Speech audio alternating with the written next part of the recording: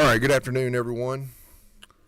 We're going to go ahead and call this meeting to order. Sorry, we're starting a few minutes late. There was a big crowd downstairs, and now I see that most of them were coming here, so glad y'all could make it. I am going to ask Representative Danny Mathis if he'd open us up in a word of prayer. Representative Mathis. Thank you, Chairman. Let us pray, please. Father, thank you for everyone here today. Watch over their families, but keep them safe. Father, we thank you for all the public service people that are in our state. Help us to make good decisions on this committee that help them do their job better and keep folks in Georgia safe. For it's in Christ's name we pray. Amen. All right, thank you. All right, our first bill, we're going to go a little out of order due to some logistics that we need to get taken care of.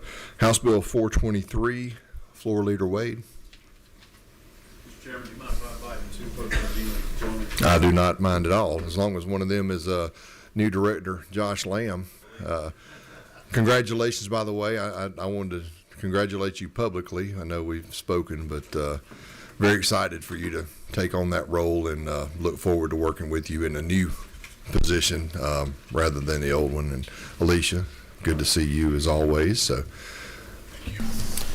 all right, you have the floor. Mr. Chairman, fellow committee members, thank you for allowing me to present House Bill 423. We'll be reading off of LC 560308. And I also just want to highlight, I believe that GEMA and their staff, Alicia, to my right, has provided good information, a packet of information to some committee members, maybe in your offices prior to the meeting, I think. So you've had hopefully had some time. If not, I'm sure that they can circle back with you. But also want to just highlight that I'm glad that my person to my right is helping GEMA, but my community's still mad at me because she's from Dawson County. And so I was excited to be able to work with her on this. And if there's anything good about this bill, it's because of her, not me. So we'll go there. I know you're familiar with this through the study committee that you had over the summer, so hopefully this is not a new concept for you. Just want to give you a brief summary and then definitely be available for questions if you want to go through the bill. But initially, I want you to talk or to understand what this bill's purpose is. We're amending the duties and responsibilities of the Georgia Emergency Communication Authority to include procuring, implementing, and overseeing what is called Next Gen 911. This is to address, quite frankly, the struggles that many communities are having with an outdated and in some cases dilapidated and just dysfunctional 911 system that just needs modernizing. This will amend the responsibilities of the executive director and will add representation from the information technology, cybersecurity, geographic information systems, and JICA to the board of directors, so that we can make sure that these agencies are having crossover communication. It's very important that we have this interconnectability between those different stakeholders. We all know 911 is critical to providing life-saving services to Georgia citizens and our visitors. And it is one of public safety's discipline that directly impacts every other aspect of public safety. I think I want to call this bill a sister bill to what we're doing in school safety. I know the Education Committee is hearing that bill, what we've done in the past on Safe Schools Act. This will also help responsiveness and to ensure that those folks that, if they're dealing with a minor issue or a major issue, that every legitimate call gets answered in a quick and responsive time. Our 911 operators in the state work diligently. They take their job extremely seriously. I had an opportunity to tour my local 911 center, and I look forward to touring one here in Atlanta to even better for my understanding. But those folks just need to have 21st century tools to meet the expectations of 21st century reality for our Georgians and fellow citizens. Next Gen 911 will increase caller location accuracy reported to the 911 center. This system, the current 911 system, does not always pinpoint a wireless caller's location, and there's oftentimes delayed response times. This will deliver calls, messages, and data to the appropriate 911 center based on the caller's actual GIS location, and this will also update policies to reflect that aim. Companies like Domino's, Uber, etc., through our cell phones, they're able to locate customers directly better than our 911 centers. Now listen, folks, I've got kids, and pizza's important on a Friday night. But it's not as important if my mom falls down steps. And so I want us to make sure that citizens that are in harm's way are dealing with it, but folks that are on that line that get that first call can ensure that the first responder gets to the exact location of that constituent or citizen's need. We're going to increase capability with emerging communication trends. We know the pace of technology is only rapidly increasing. We want to make sure that if they adopt Next Gen 911, that as that continues to enhance through the fiber connectivity that we have across Georgia, that those tools will be able to be integrated within systems to meet the future demands that we can't even potentially contemplate today. We're going to improve emergency response for the public and first responders. We're going to promote what probably, since I've been involved in this, the biggest complaint is a lack of consistency within 911 service just in general for the public's consumption and use. Folks, I'll tell you, a gentleman that serves with us in this house, car was broken into last night. It took him a long time to get 911 on the phone. His firearm was stolen. He was trying to immediately report it. And this was just a car break-in, not far from here. That's happened, I know, to several members and several of the folks that work in and around this Capitol. And we've got to ensure that the responsiveness that I think, are thankful to have in my community in Dawson is felt no matter what zip code you're in. We also want to increase redundancy and resiliency in the 911 centers and promote the fact that we know fiber cuts are happening. There's a lot of construction going on, so that if this area gets cut, that we have an immediate connection on another loop or another area. This is also acknowledging what we're dealing with in cybersecurity. So we're going to have an emphasis, and this bill will dictate an opportunity for that, the governor to be able to appoint somebody that has a background in cybersecurity to make sure that we're thinking through the risks to this infrastructure and this ecosystem. I want to talk about some of the things of inaction and what would happen. If we don't pursue this, 911 outages are going to continue to happen, and it's going to be more frequent, just the age of the systems that we have. Repairing the current system is going to be increasingly difficult, as that older technology is more expensive and harder to find, and even the people to do that work, we need to transfer over to the new fiber networks. How 911 callers can request assistance will remain limited. I think this contemplates, and my friend Alicia here is going to be able to present to you the opportunity to be able to do texting and other means of communication, voice memos, etc., that can be utilized within 911 centers. And the budget impact, we are going to acknowledge that. Right now, for first year, the appropriations process in both the House and Senate is contemplating initial investment of somewhere between $5 million and $8.03 million, to be a little specific. Hey, every penny counts when it comes to public safety, right, Chairman? But we understand that there is a long-term cost, and I think there will be other legislation or potentially discussions on a fee study to help address how do we continue to implement this as more folks want to adopt. And, I want to let you know that there are citizens that obviously are advocates for this. We have the Association of County Commissioners, EMA of Georgia, Georgia 911 Directors, Georgia Association of Chiefs of Police, Georgia Association of Public Safety, Kevin Tanner's department, Georgia Department of Behavior, Health and Developmental Disabilities, the EMS Association, Geospatial Information Office, GMA, I've confirmed in the hallway right before, they're still with us. They were never against us. Georgia National Emergency Number Association, the Georgia Sheriff's Association. Lastly, I want to just point out this. There are, and I think Alicia can speak to more in detail on this, but they have worked diligently with all the 911 centers, reaching out, communicating, and allowing them to have feedback and input into this process. They have a waiting list of folks that want to utilize a statewide NG 911 system. And we do have, I think, 16 communities that are currently using it and using it well. And I think we have 80% of another 140 counties that have already committed, and we think the others are just in the analyzation process to get there. And we think that once they see their neighbors adopting it and they see the functionality improvements, that we'll start seeing more of a statewide interest in adoption. And with that, Mr. Chairman, I'm not an attorney. That's my wife and some of my friends back home. They think I pretend to be one for 3 months out of the year. I'm happy to go line by line through the bill if the chairman would like, or if you want me to just open up for any questions about specific changes. As many of you know, the only changes to this current law are what's underlined, and happy to go and clarify that.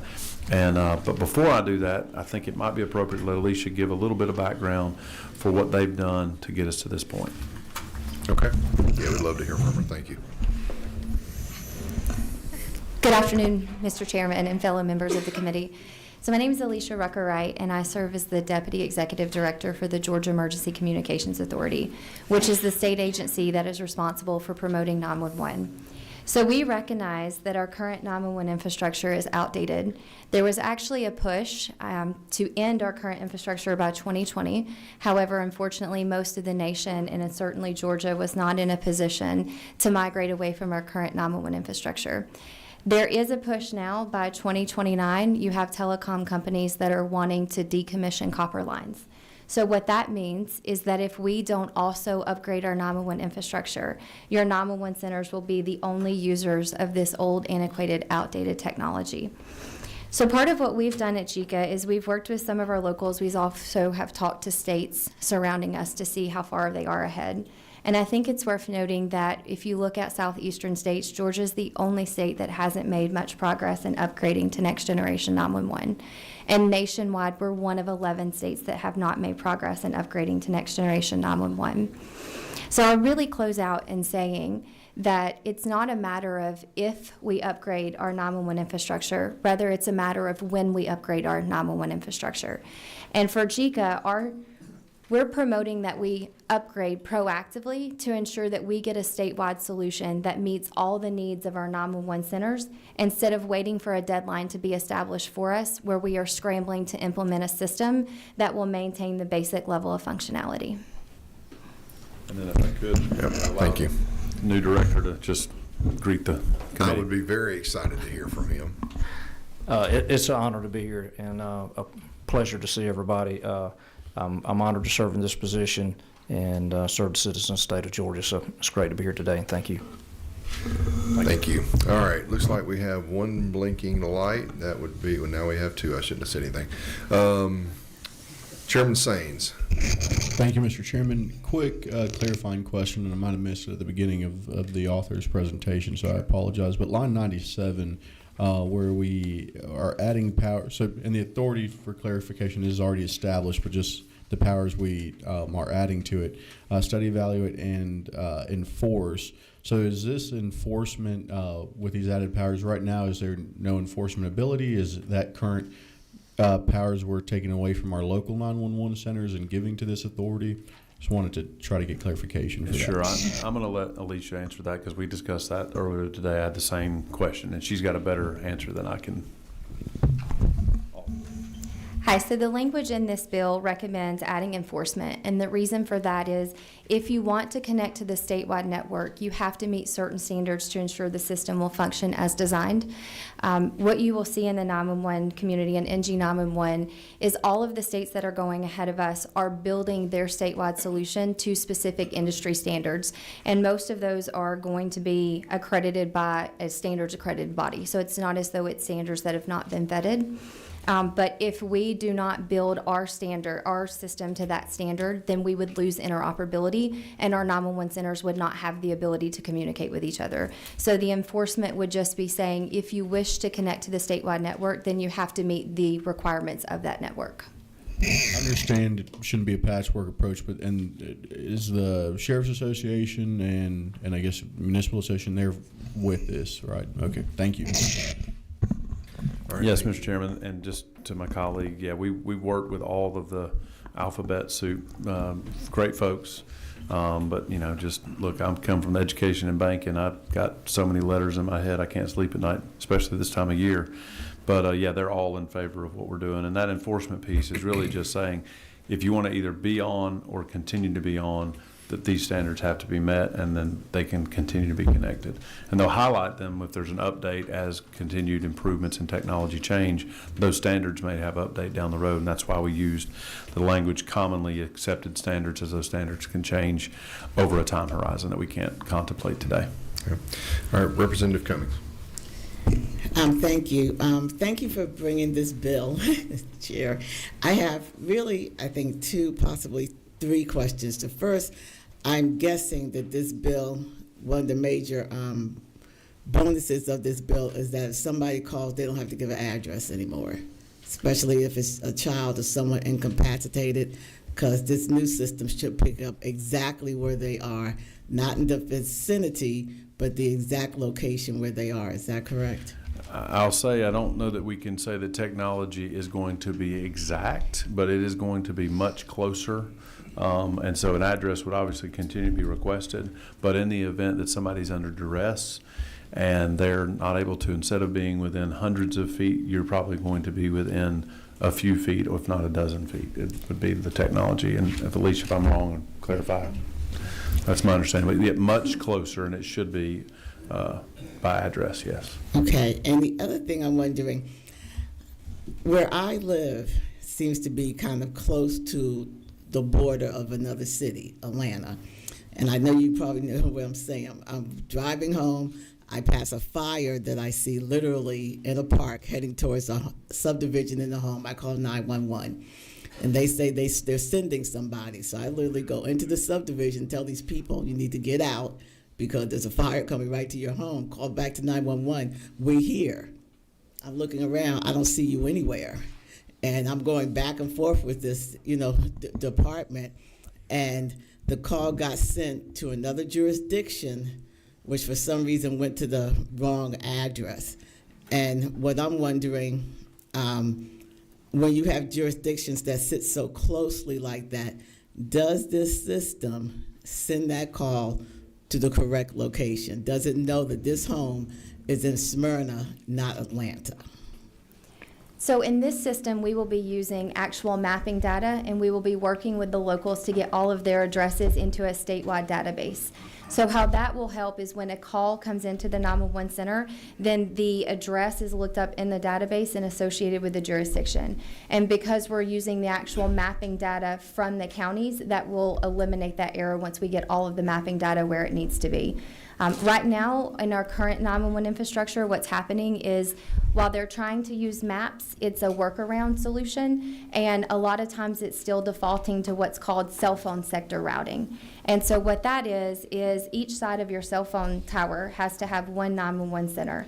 And it may be that one side of the cell phone tower services 5 911 centers, and it has to pick one, which is why the call would be misrouted. But one of the benefits of Next Generation 911 is it will overcome that when we have all of our mapping data where it needs to be. So it will be able to tell, like Smyrna has their own, go to the city as opposed to the unincorporated part that the county covers, as opposed to the city of Atlanta, which is, like 3 right there on top of each other. Yes, ma'am. Okay, thank you. You're welcome. All right, thank you.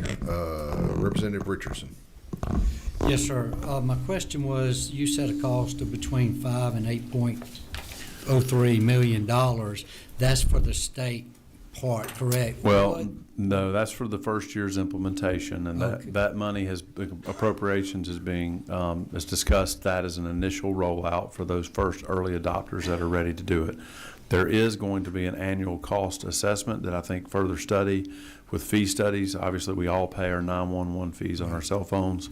We've been working with telecommunications companies as it relates to that. There'll be further discussions with the chairman, and I'm sure with our appropriations chair and public safety as to amended budget requests. A lot of that's going to be driven based on the speed and adoption rate as to the number of counties and systems. And so that is going to be a cost. But again, this is one of those things where we have a clock until 2029. We're going to have to figure it out, and we're in the best situation, I think, to face that time horizon. But initially, we're just saying for year one, it's somewhere between $5 and $8 million. Okay, and how about the local communities for them to come on? Is that included in that, or is there going to be additional fees for them that they need to know that may be coming so they can start gearing up to get ready for that? to help work with upgrade. So the part of the fee study is what does that 911 fee look like, and how is that going to be incorporated as they look at the cost projections? So that'll be part of what we think is necessary through a fee study. So I think that is to be determined, but everybody in the ACCG GMA world, they know this is coming. They're looking at local options, and I'm sure that nobody's going to tell. I mean, if they want to have the best to serve their district and their community and their citizens, and they may have to allocate some of their local resources to do that. That's a part of our state. We're state partnerships, right? Locals and cities and the state working together. Totally agree with it, and think it's the thing to do. Just don't want, and I know nobody's going to be caught by surprise, but when you got a big outlay, they need to be gearing up for it. That's right. Yes, sir. Thank you. All right, thank you. And to that point, I think there'll be a systematic rollout, like counties, and they will be able to opt in as they go. And so it's not going to be that they have to do it right then. We're going to encourage and we want everybody to get on it as soon as possible. But right now, there's nothing for them to get onto. So this will help with that. Representative Neal. Thank you to the chair. Sorry about the fall of the chair. So apologies if this was mentioned in my tardiness. So I guess my first question is NextGen the name of the company? No, that's a good question. So there are various levels of 911 service that can be provided, and Next Generation 911 is the most updated level of service. So is that the name of the particular platform? It's not the name of a particular vendor. So it would be kind of like saying you have a cell phone, and then you have various different vendors that make cell phones. So it's the name of the technology that our 911 centers, the system they would be using. It's kind of a generic name for that. So it's showing, when you look it up, it looks like that's the name of the platform. Like that's the name of the infrastructure of the platform. The reason I ask, and I do support the overall concept, but in this body, and I'm finding in a few other areas. So in our Constitution, we're not allowed to draft legislation that outlines a specific name or specific company. You can outline attributes to encourage competition and not have a monopoly over a company or what have you. And so my question is, because like I said, it looks like Next Generation is the name of the platform, are you worried about having a constitutional issue where we are enriching one particular company? Like you said, if it's the only company that does this, that's the most updated or what have you? Yeah, let me help you with that. That's not. This is the equivalent of 3G to 5G cellular networks. This is the technology. It's the type of system, but it's not a particular company that does that. There is no one company that does. There's several different companies. The SENet, and if you got the packet that she sent, it'll have that in there too. The SENet is what's created. That's the technology platform it's built on, but there's no one company that has a license on that technology. There are several that provide that. So, yeah, we're not doing that. We know we can't do that. So, yep. Thank you. All right. Any other questions from any other members of the committee? Ooh, 18. Oh.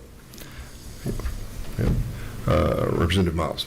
Yes, I'm interested to know, is each entity, each community going to contract with vendors for their own equipment? Or are you going to mandate or recommend a company? Are they going to have the same equipment from the same vendors, or are these vendors we're going to have to try to get them all working on the same sheet of music? Or how's it going to work? Well, so it's not going to be, there's no mandate. So we're not going to mandate that they use somebody, but the state is looking at utilizing their ability to bundle and have, what do you call it, economies of scale, and they can roll that out. But I think that'll go through a proper bid process at that time. It's not going to be a mandate. Okay, thank you. All right. I don't see, did you mean to hit that again? No. Okay. Yeah, I don't see any other questions. I would just like to add,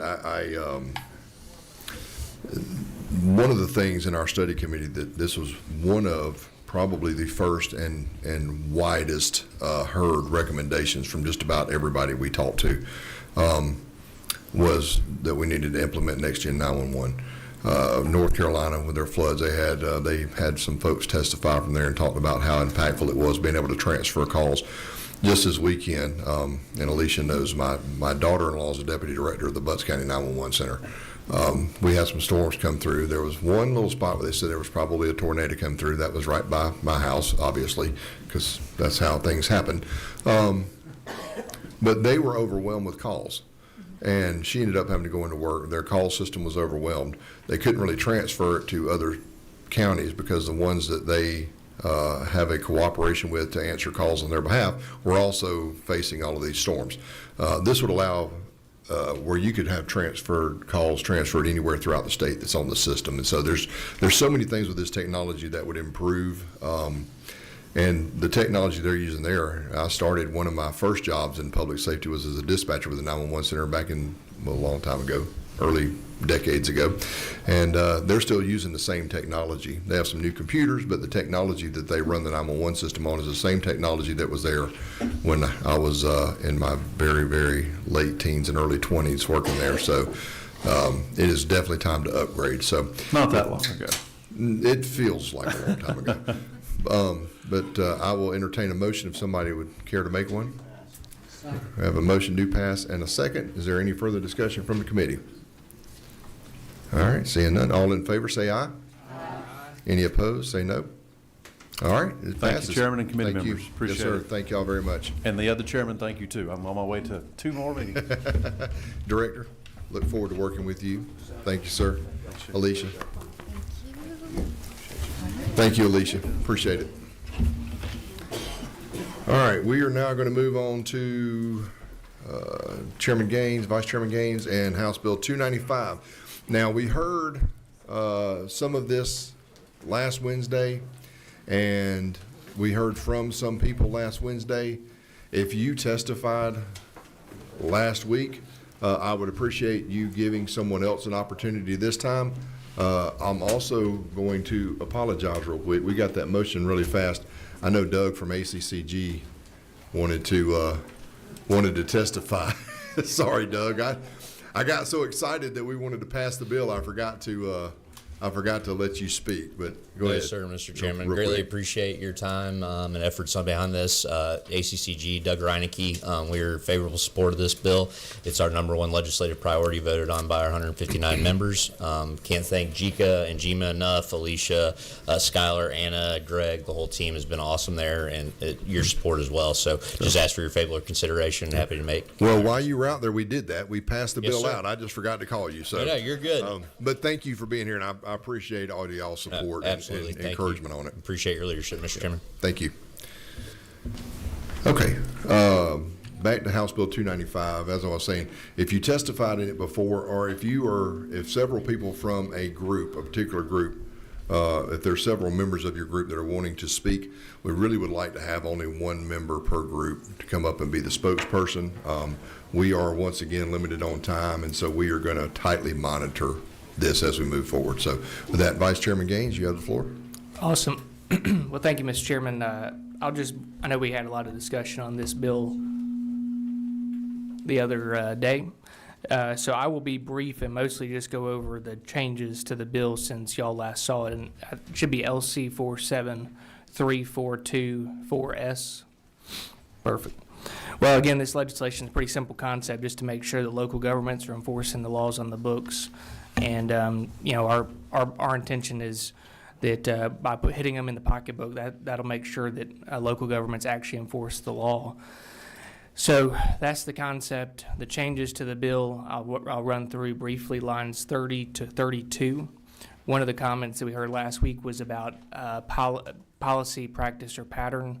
And so we gave a little bit of substance to the definition on that. The courts have had some rulings in that regard over the years, but hopefully that solves some of the concerns on pattern and practice not being defined.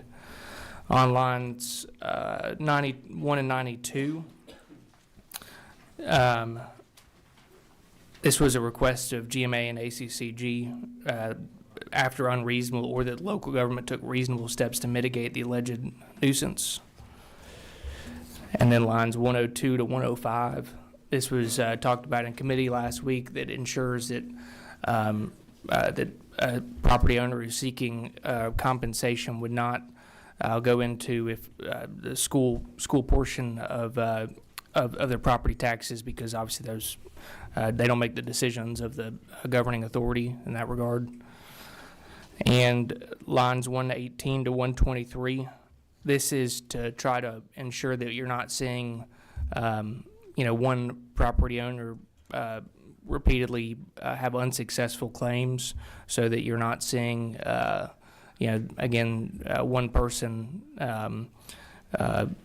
bogging up the system. It says after 2 unsuccessful claims that they filed, that after that point, a 3rd unsuccessful, they would be responsible for both their attorney's fees and the county or city or local government's attorney's fees. And in line 133, adding employees of such officers. That was another change from GMA and ACCG. And, basically what we've tried to do over the last week is work with GMA and ACCG on many of the changes that I just outlined. I don't know where they stand on the bill at this point. I'm not sure if they're in the room, but we have tried to work together to try to address as many other changes as we could.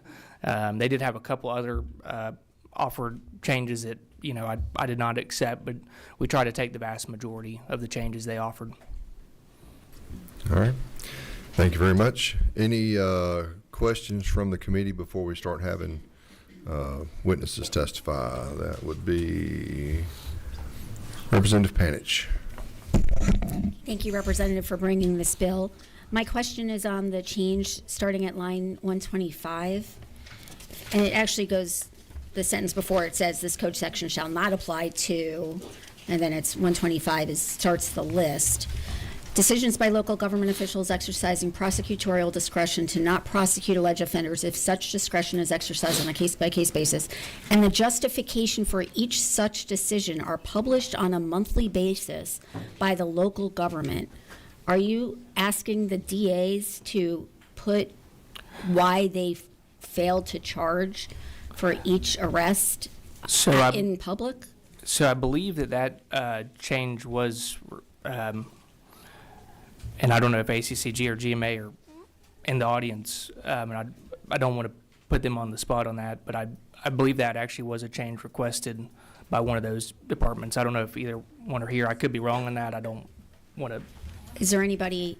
Sorry, Mr. Chairman. Good afternoon, Committee. Noah Reynolds with the Georgia Municipal Association. Yep, go ahead, Noah. Thank you, Chairman.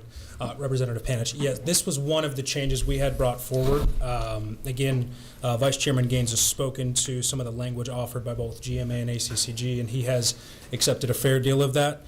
We have a couple outstanding that we believe we are in both agreements on that we were going to intend to potentially bring later. That language is being drafted. That was one of the concerns, is because the local government, in this instance, we are required to create this notice of information of decisions made outside our jurisdiction and outside our purview. Again, as you mentioned, if a DA is making these prosecutorial discretion decisions to pursue a case or not pursue a case, the local government, the city, would then be responsible for asking why, consolidating that into some type of a notice that goes out, and then hosting that notice. Those types of conversations aren't necessarily taking place. I believe we had spoken about that last time, Chairman, and you had mentioned that, oftentimes the cities are, applying funds to municipal courts, or even at the county level, funding some of that DA's office there. Maybe that's where some of those conversations should be taking place, but we did have some cleanup language. It's not drafted yet. We were looking to pursue that later on down the line, potentially on the Senate side. Thank you. All right, thank Mr. you. Chairman, can I just follow up? Because I think I see quick, something. yep. I see 131 to 133 exempts DAs, solicitors, and other elected officials not subject to the control of the governing authority of a local government or the employees of such officers. Does that exempt DAs and solicitors from this report? Well, yes, and I will say one of the things I heard from Legislative Council is we did include the language, and I apologize that I missed that. I was trying to highlight all the changes, but 125 to 128 at the request of GMA and ACCG. I will say Legislative Council suggested that the lines you just pointed out, Representative, actually cover that already. So we did include it, but I would also be open to removing lines 125 to 128 at your at your pleasure. I mean, Legislative Council, and I haven't had a chance to talk to Noah, who's been very kind to work together on this, but they did email and say that the lines 131 to 133 already do cover that in large part, or do cover it, period. Okay. Thank you. All right. Thank you. Representative Neal. Thank you to the chair. So, trying to compare the new to the old. Hold on. Okay, so line 41, where the word declining is used, how are you defining declining?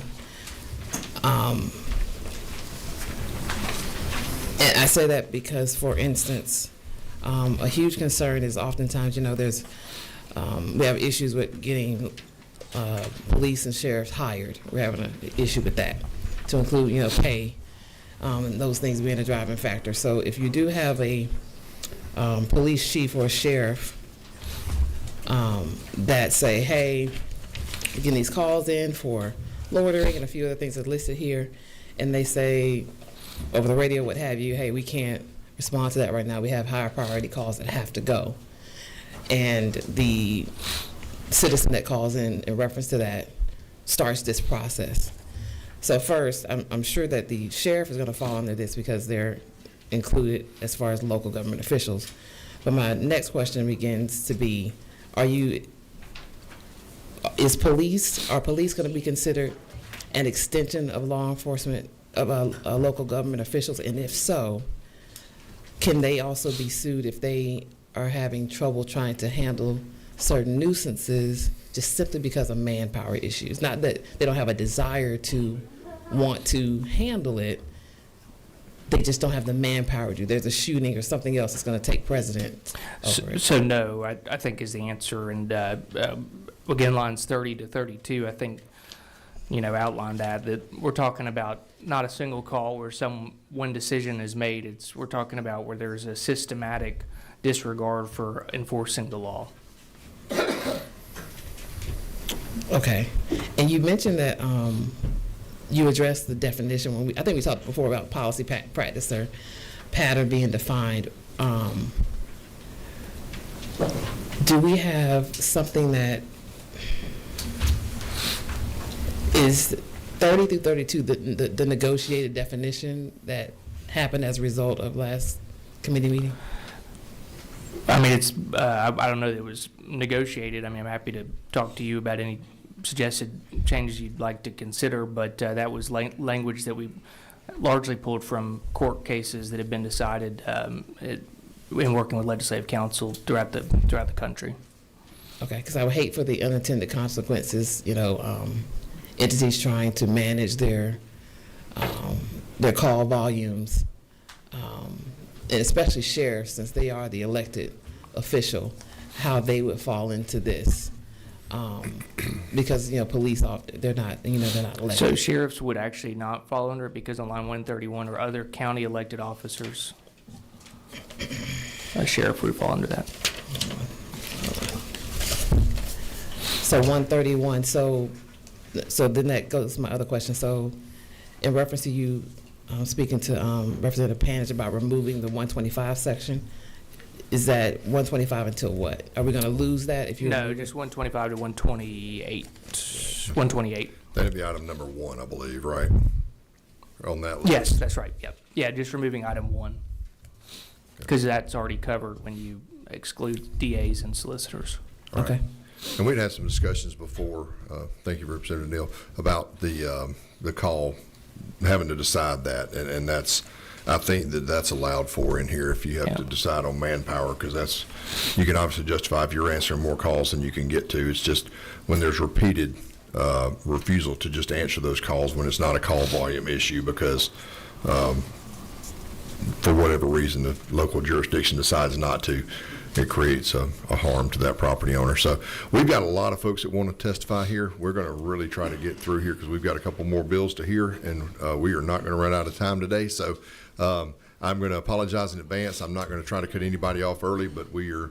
I want to hear from you, but we want to hear what you've got to say that's impactful to this legislation, and then we're going to move on. So first will be Robin Joy Shahar.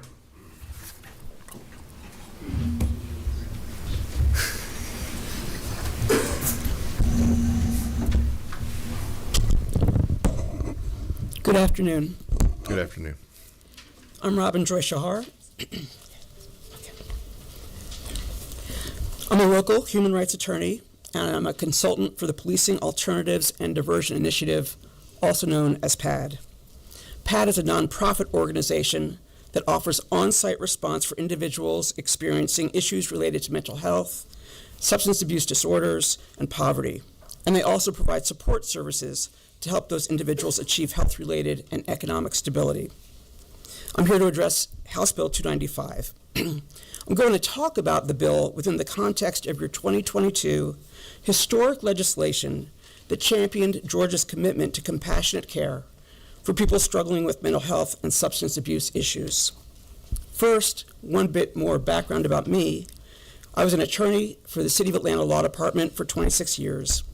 I have expertise in writing legislation and advising elected officials about potential unintended consequences. House Bill 295 aims to regulate the conduct of local jurisdictions, but the bill has severe unintended consequences for people struggling with mental illness and substance use disorders. Approximately half of the individuals experiencing homelessness struggle with untreated mental health conditions and substance use disorders, which can make it difficult for them to maintain housing. The shortage of accessible mental health services exacerbates these issues. In 2022, before you all passed this legislation, Georgia ranked approximately 48th in the country for access to mental health care. But in 2022, you all took bold measures to change that, unanimously passing historically transformational legislation. There were two pieces. The first, and very Ms. Shahar? Yes. I'm sorry. I appreciate the background and everything you're giving us, but we really are trying to speed up. We have this many people that want to speak, okay? Yep. Thank you. Okay. House Bill 1013, the Mental Health Parity Act, was omnibus legislation that reformed various aspects of mental health care. It was championed by late House Speaker David Ralston. He wanted to give hope to Georgia families with loved ones suffering from mental health challenge. And when Georgia Governor Kemp signed the bill, he said, I'm going to quote, we reaffirm to those families and individuals that they matter, that they are cared for, and that their fellow Georgians will not turn a blind eye to their struggle any longer. You also passed the co-responder bill, which interestingly there is currently a resolution in the House and Senate commending the co-responder program and stating its need to continue it. With that program, when issues arise from mental health or substance abuse, co-responder teams are sent out, which include a public safety officer and a mental health responder. According to DBHD Commissioner Kevin Tanner, when that happens, only 2.6% of encounters result in incarceration. He said the momentum behind this model holds promise for a more effective and humane approach to responding to mental health crises in the state. In summary, going back to 2022, when Governor Kemp said that we would not turn a blind eye anymore to struggle, this was a long-term promise. When the late speaker talked about wanting to reach out to families and give them hope, that was a long-term promise, a long-term commitment. Every time you all come into session, you are going to be asked whether you are going to stand by that commitment or whether you're not. And this is one of those times. You have a choice to make. House Bill 295 takes away from that commitment. It weakens what you all accomplished in 2022, and I'm asking you to please vote no. Thank you. Okay, thank you for your input. I would like to just add that I don't think those two things are mutually exclusive, ma'am. I think that we can uphold those initiatives and also make sure to respond and help protect other property owners of their private property rights, and that's what we're seeking to do here. So thank you for your testimony. Lethea Allison.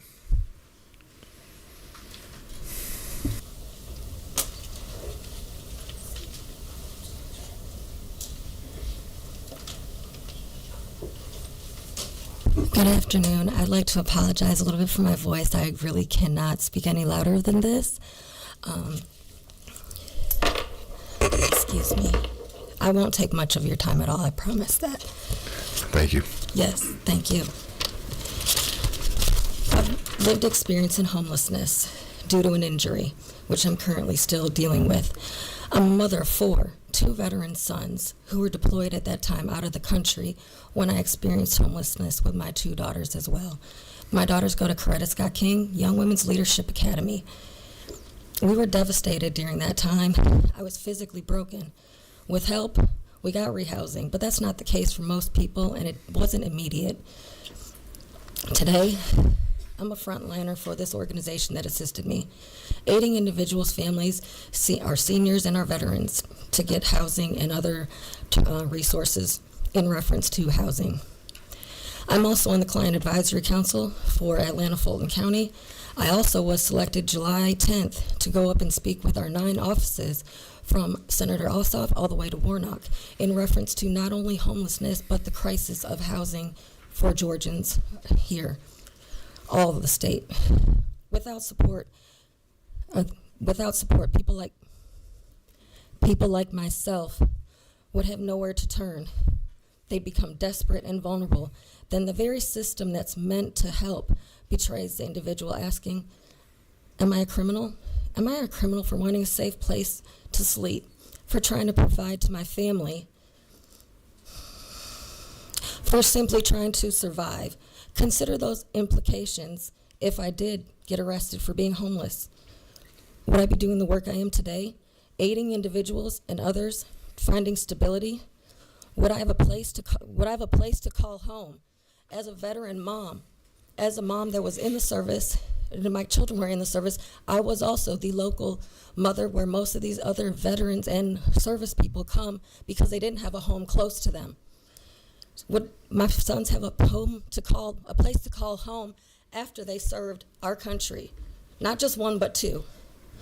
Would I be able to do the work I'm doing right now? With that criminal background check of being arrested, I would not. Pushing people to the brink and then punishing them for that fall is not the right choice. We don't need anything like handcuffs. We need help, and we don't need any kind of sentences to go along with the barriers that people are already challenged with, whether it's mentally, physically, or whatnot. And I appreciate you guys. Thank you. All right, thank you, ma'am. Representative Chairman Sains.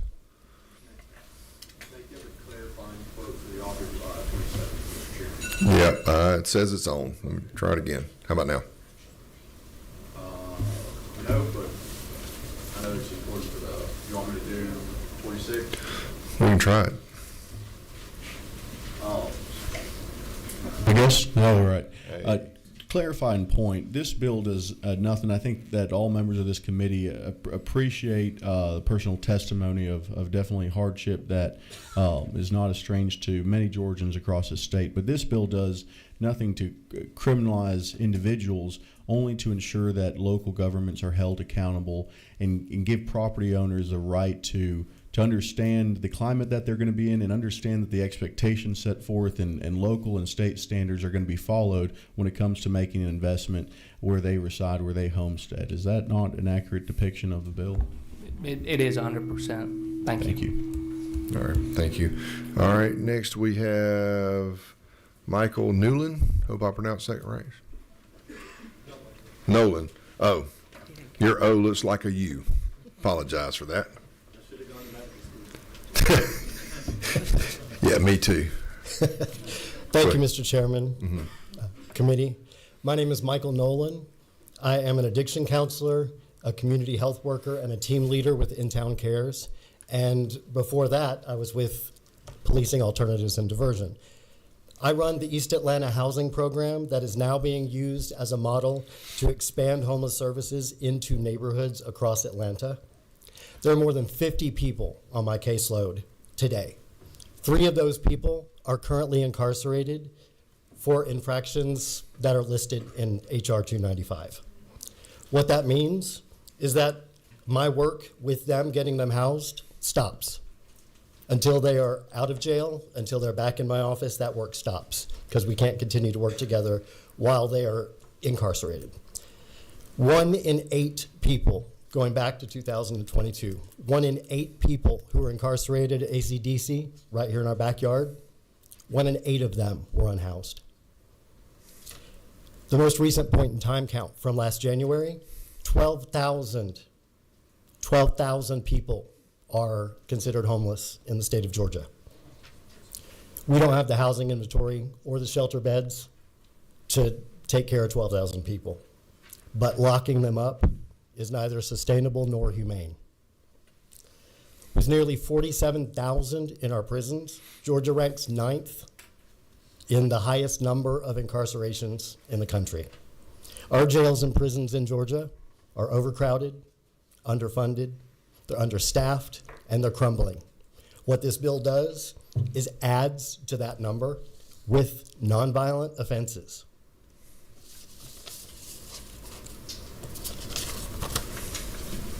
Homelessness magnifies the impact and severity of mental health and substance use concerns, but so does incarceration. I'm a forensic addiction counselor. What that means is I have special credentials that I am qualified to work within the judicial system. I go into prisons, I go into jails, and I specialize in working with people who are either currently or have in the past been incarcerated. Roughly half of those who have been incarcerated come out and experience depression, PTSD, and anxiety. In addition to that, 2.5 times, if you leave jail, you are 2.5 times more likely to die within a year of your release.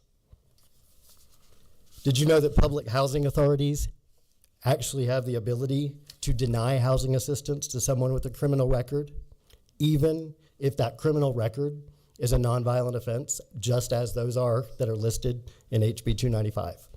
Every one of those makes it a possibility that that person's going to be denied housing. How is that going to solve the housing crisis? The answer is it's not. This bill would make homelessness worse. There's no two ways around that. And that would not only impact the people who are actually experiencing the homelessness, but it would also have a negative impact on the taxpayers that HB 295 seeks to empower. During last week's hearing, Mr. Chairman, you mentioned something about citizens not being served. We were talking about when laws are not being followed through with, that the citizens are not being served.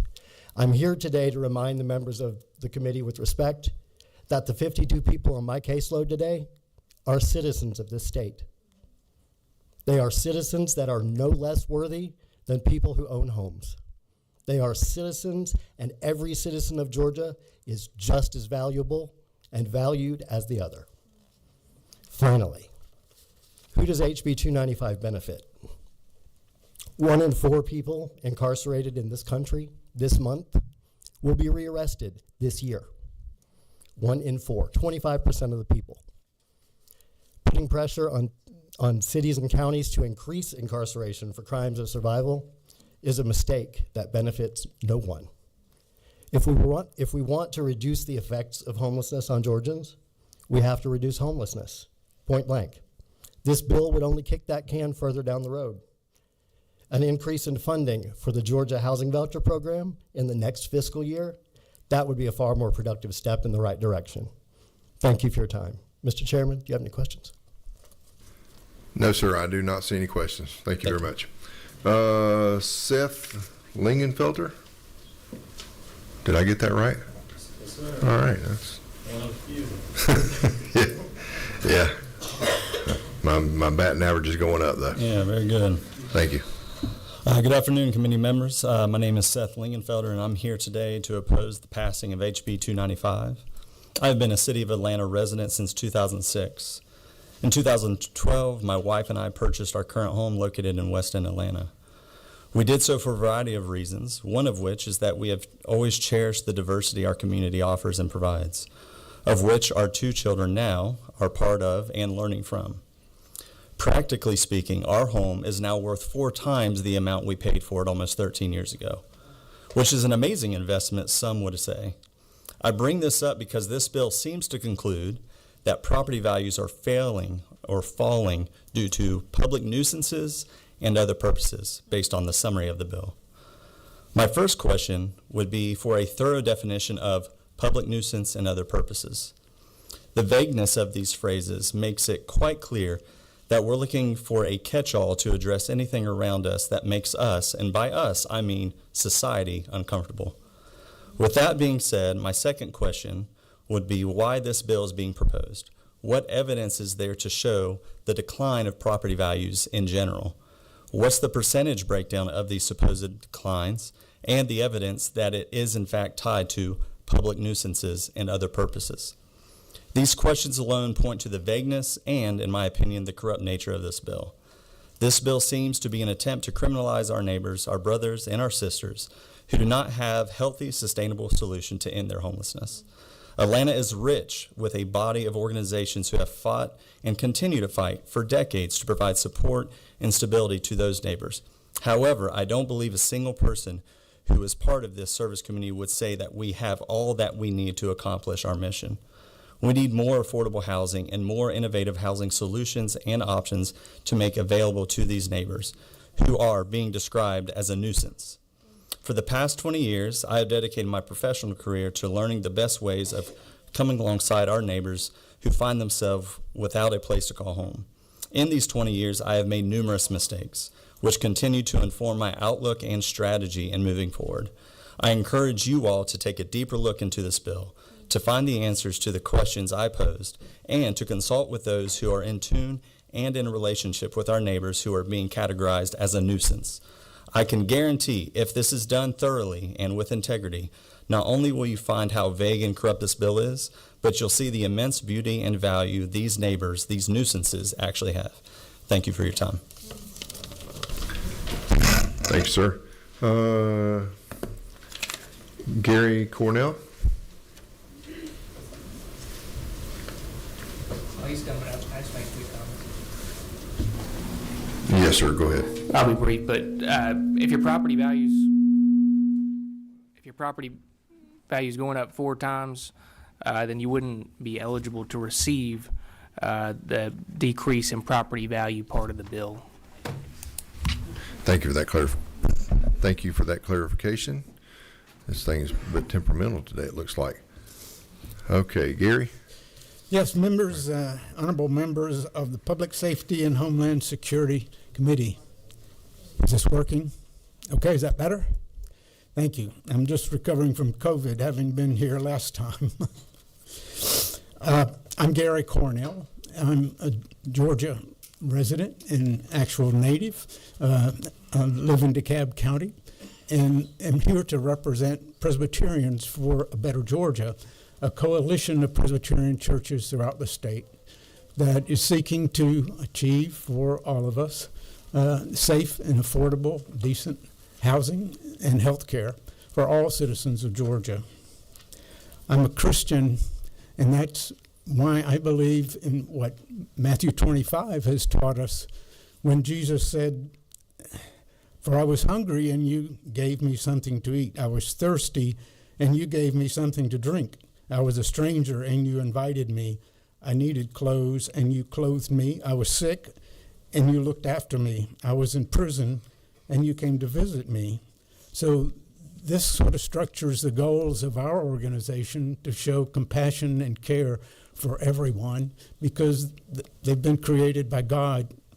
And so we'd like to join with this committee and all the members of the House and Senate and the governor on the goal of ending homelessness, because we feel like this has been something that no one wants, including those who are homeless and everyone at this table.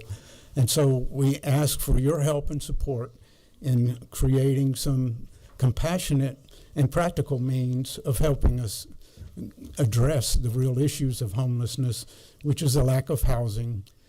And that we feel like there are many programs in the state that can do good things. The housing voucher program, the state's low-income housing tax credit program, the state's housing vouchers and housing trust fund, all those things, if adequately funded, would make an enormous impact and we think progress our citizens towards better housing, not just the homeless, but all of our citizens.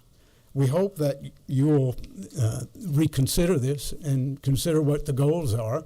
If there was a desire to punish local governments for lack of enforcement, why not gather those revenues from local government and put them in the Housing Trust Fund where they could be put to use to help relieve the problem? We know that incarcerating homeless people prolongs the period of homelessness and only aggravates the problem that we're trying to address. So once again, I want to impassionately ask you to consider all the other means that we can use at our disposal and whether this is an appropriate and the best use of state energy and action. On its face, we have to oppose it until there's adequate funding for the housing needs of all our citizens. Thank you. Thank you, sir. Chairman Saines, you pushed your button. Okay, thank you.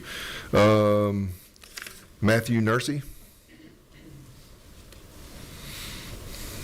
And while Matthew's coming up, I recognize that many of y'all are going to be having the same position and saying things along the same lines. So if you can condense that just a little bit, and we want to hear from you, but we want to, we've got a lot of people saying the same thing. And this bill, once again, is not intended to, nor does it seek to criminalize homelessness, but we are trying to strike a balance to make sure that local governments are enforcing the ordinances and laws on their books and protecting private property, not because of values necessarily, but because of the rights of those folks to have peaceful enjoyment of those properties. So go ahead. All right, thank you. Yes, my name is Matthew Nursey with the Housing Justice League. Hopefully I have everyone's attention, even if just for briefly. This is a matter of local control and leaving it up to the municipalities. I know some of us are fans of local control.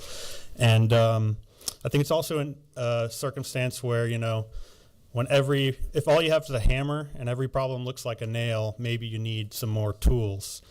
Because study after study show that incarcerating the unhoused costs taxpayers more money in the long run than just providing them with housing and wraparound services such as healthcare, job placement, therapy, etc. And we can say that this bill does not criminalize homeless people. But as a working class guy, who read this bill, maybe I'm missing something, but it reads to me as though it does. Clearly, you are trying to pressure cities to arrest more people for vague things like public nuisances. I'm not sure what exactly a public nuisance is. They're up to interpretation, I guess, by the officer. But incarcerating the unhoused is not a long-term way to deal with this issue. And we're talking about the most vulnerable people in our communities, like seniors, former veterans, the disabled. And I'm pretty sure that we just need to do what has been said here, and that is how, fund the Housing Trust Fund, expand the voucher program and fund the voucher program. Sorry about that. The fact of the matter is that this bill will criminalize homeless people. It reads that way to me, and that is just not the way to approach this issue. Just down the road, recently, just a few weeks ago, the city of Atlanta murdered an unhoused homeless man by using approaches like this. And so if we really want to deal with the issue, I understand private property and all that, but what about the rights of the people who are living in Atlanta who, because of the preemption of rent control at the state level, their rents keep rising because there are over almost 1,000 evictions. All right. Thank you, Matthew. Thank you. We're getting way off topic, okay? We've gone far afield, okay? All right. Thank you. I'll let you wrap up if you want to wrap up, but we're getting into rent control now, and that's not the topic of this bill at all. Okay. It all creates the matter of homelessness okay. increasing. Do you want to finish up wrap up? I just want to make sure we were wrapping up. There's a lot of other people I want to make sure. We got forced out of here last time. This bill does criminalize homeless people. It's clear in the bill. Thank you for your opinion. Okay, thank you. Beth Stevens. Thank you, Chairman Crow and members of the committee. My name is Beth Stevens. I'm the State and Local Policy Director for Enterprise Community Partners in the Southeast Office here in Georgia, and I'm here to share our concerns about House Bill 295 and urge you to vote against the legislation. Enterprise Community Partners, we are a national, nonpartisan, affordable housing intermediary. We provide capital, policy and programs to support the production and preservation of affordable housing. We're a trusted resource with a long track record of developing housing solutions in collaboration with state and local leaders. Enterprise supports proven solutions to homelessness, like investments in affordable housing, permanent housing paired with supportive services, and emergency shelter for everyone who needs it. When we connect people experiencing homelessness to housing in our communities are healthier and safer. We also save money in public spending on emergency room visits and incarceration costs. We've heard that arrests create additional barriers for obtaining housing. A criminal record makes it more difficult to move into a rental unit, and spending the night in jail can cause a person to lose their place in line when awaiting shelter or temporary housing. We heard about family homelessness, and I also want to share some of those statistics. It's important to remember that families experience homelessness too. According to recent data from the U.S. Department of Housing and Urban Development, family homelessness rose by 39% in the U.S. from 2023 to 2024, a record level increase. And in the 2022 to 2023 school year, more than 41,000 Georgia school children experienced homelessness, an increase of 4,908 from the prior year. We should direct our state and local resources towards housing Georgia families and do everything that we can to prevent more children and families from becoming homeless. If we choose to pass this bill, we're not going to be closer to ensuring that our communities are equipped to support those who need a chance to get back on their feet. And for all those reasons, I urge the committee to vote against this legislation. Thank you. Thank you, ma'am. Next on the list is, and I'm going to butcher this last name, Shaniqua Bonvillain, maybe? Does that sound even close to anybody? Also, with PCCI, and Amanda Leppert from PCCI is also on here. So if y'all want to flip a coin or decide who's going to talk. Okay, yeah, that'd be even better, yeah. So I'm Amanda, and as someone who worked with the Atlanta Continuum of Care for 2 years to end homelessness, as a master's student supported by the National Science Foundation, as someone who was homeless in the city of Atlanta, and as someone whose friends and family were homeless in the city of Atlanta, let me be clear when I say this. This bill will kill people, and policies like it have already killed beloved members of our community.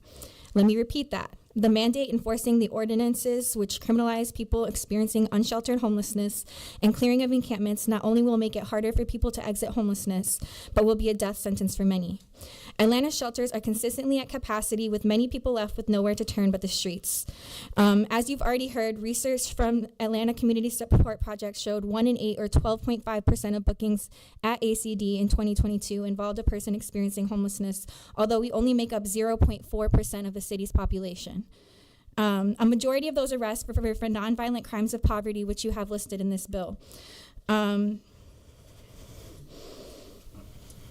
We know the approach of policing the unhoused puts them further into debt and makes it harder to secure employment and housing, and ultimately to exit homelessness, which is already a nearly impossible task. 41% of unhoused arrestees had outstanding fines and fees in Fulton County or Atlanta Municipality Court, averaging $536 per person. Most people who are unhoused also struggle to attend court hearings, and 86% of those arrested had failure to appear bench warnings, mainly because we have no way of knowing about them. Each incarceration restarts the process for case managers working to rehouse our community members, and furthermore, the cost of incarceration could be used to providing desperately needed services instead of making it harder to exit homelessness. The streets and halls and jail cells of Atlanta are already soaked in my community's blood, which is on your hands. Peer-reviewed research from 2023 published in the Journal of American Medical Association shows encampment suites, bans, move-along orders, and cleanups that forcibly relocate people away from essential services will lead to substantial increases in life-threatening infections, hospitalizations, and a 15 to 20% increase of deaths over 10 years. But we also have a problem with my community dying in the streets and or jails before they are able to have their day in court. I want to bring into this space the memory of LaShawn Thompson, 35, who you arrested for sleeping in the parking deck of Georgia Tech, leading to their horrific homicide by neglect. Their blood is already on your hands. I also want to bring into this space Noemi Batiste Kosoko, 19, experiencing homelessness after leaving a mental health facility with nowhere to go, who was arrested for not showing up to a court for a misdemeanor offense, also concluding in a death sentence. And finally, I want to bring into the memory of Alexander Hawkins, 66, who died in jail after shoplifting a bottle of aspirin and charged with a felony instead of cited, diverted to treatment, or offered services.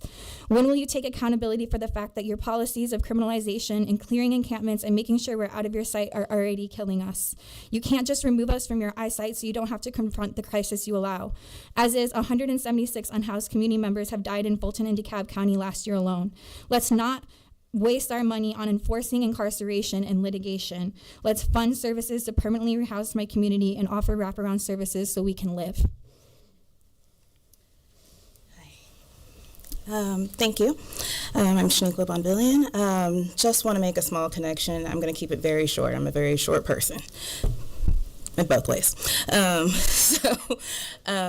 The connection in regards to this bill, I think what we're trying to say is essentially, of course, if we want to go back and arrest people, it will eventually come up to where if you arrest people for the smaller things or start actually enforcing the things for loitering or, just criminal trespassing, it will in fact keep people in the continuous cycle of homelessness. So, I know you're saying it's not together, but it actually ties in at some point. And the way this bill is very vaguely written, because it does come out for interpretation for that way. Just want to just kind of put that there, and thank you. All right, thank you both. Chairman Saines.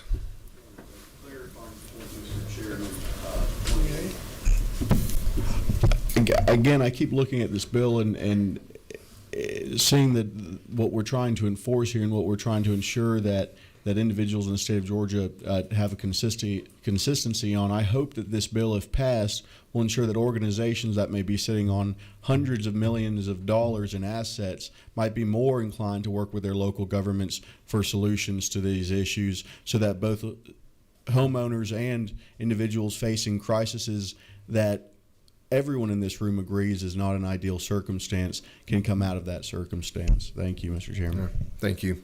All right, Kim Jones.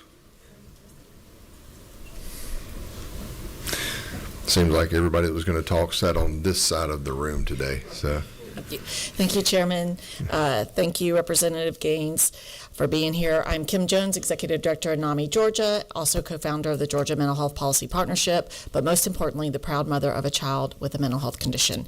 And I'm here today to talk about this bill, and as a past appointee of my local Planning and Zoning Commission for 8 years by my mayor, I can understand both sides of the coins here.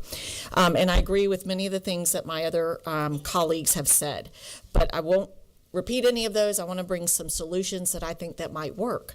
One thing that Representative Gaines and I talked about was going back to House Bill 1013 and adding the code section reference that allows law enforcement officers not to take people to jail, but to instead take them to care.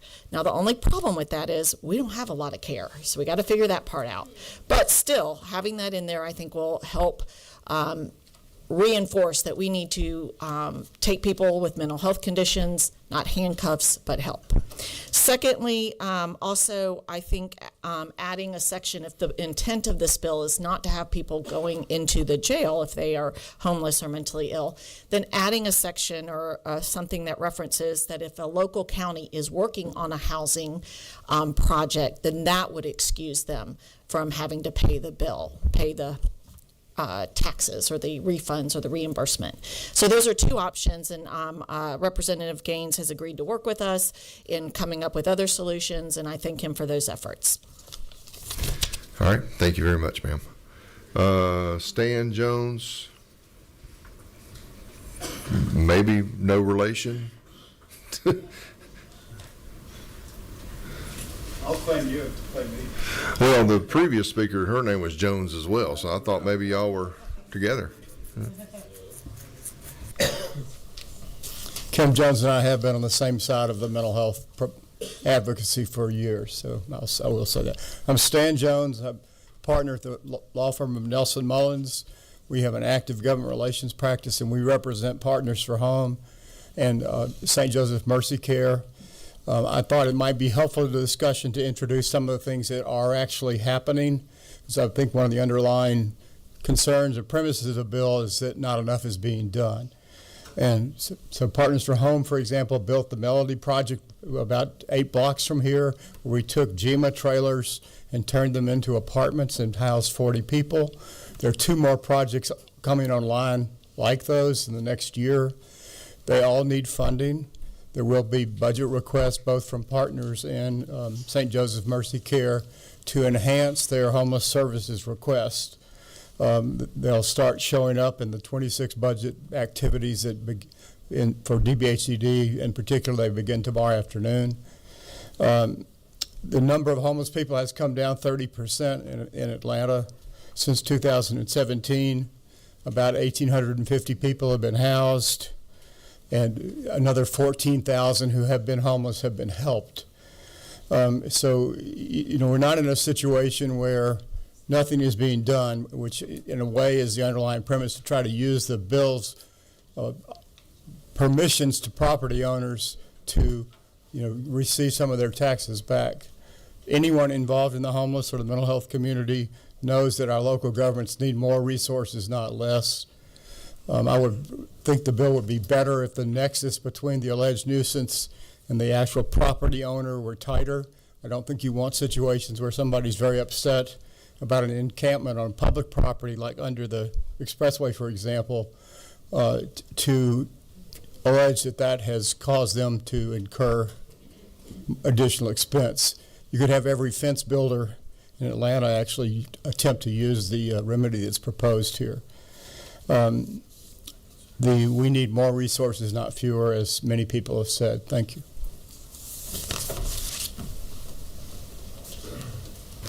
All right. Thank you, sir. And I appreciate the work y'all are doing. Thank you for that information. Elizabeth Apley. And she's not coming alone, it appears. All right, Elizabeth, you know the rule, right? What? Yes, sir. Brevity. Thank you. So, Mr. Chairman, thank you. My name is Elizabeth Apley. I'm an attorney and public policy advocate. I'm here on behalf of 9 to 5 Georgia and the Corporation for Supportive Housing. I will try to be brief. Unsheltered homelessness is increasing in Georgia, and Partners for Home reports in 2024 that the point-in-time count reflected a record high of 48% of homeless people with severe mental illness. This bill says that it provides a cause of action to an owner or a renter, a renter who has no interest in the fair market value of their property, to be able to sue the local government for declining to enforce existing laws, ordinances, or other legislation prohibiting illegal public camping, loitering, obstructing a public thoroughfare, panhandling, possession or use of controlled substances, shoplifting, or public intoxication or urination while trespassing. Those are criminal laws. And so the bill seeks to increase the enforcement of the criminal laws against homeless, unsheltered individuals in a way that fails to serve the interests of taxpayers and in a way that disregards the increasing value of property. I refer you to line 49 through 53 of the bill.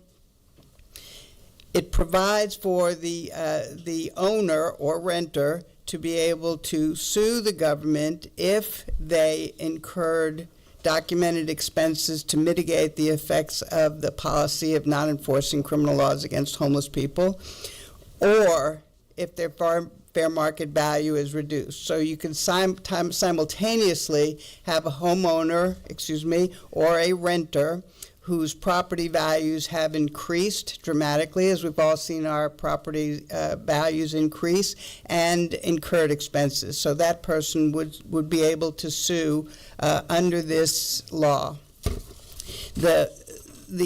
I wanted to point out that the Georgia Housing Voucher Program, which has been mentioned, and many of you have heard me come year after year to the Appropriations Subcommittee and ask for this program to be adequately funded.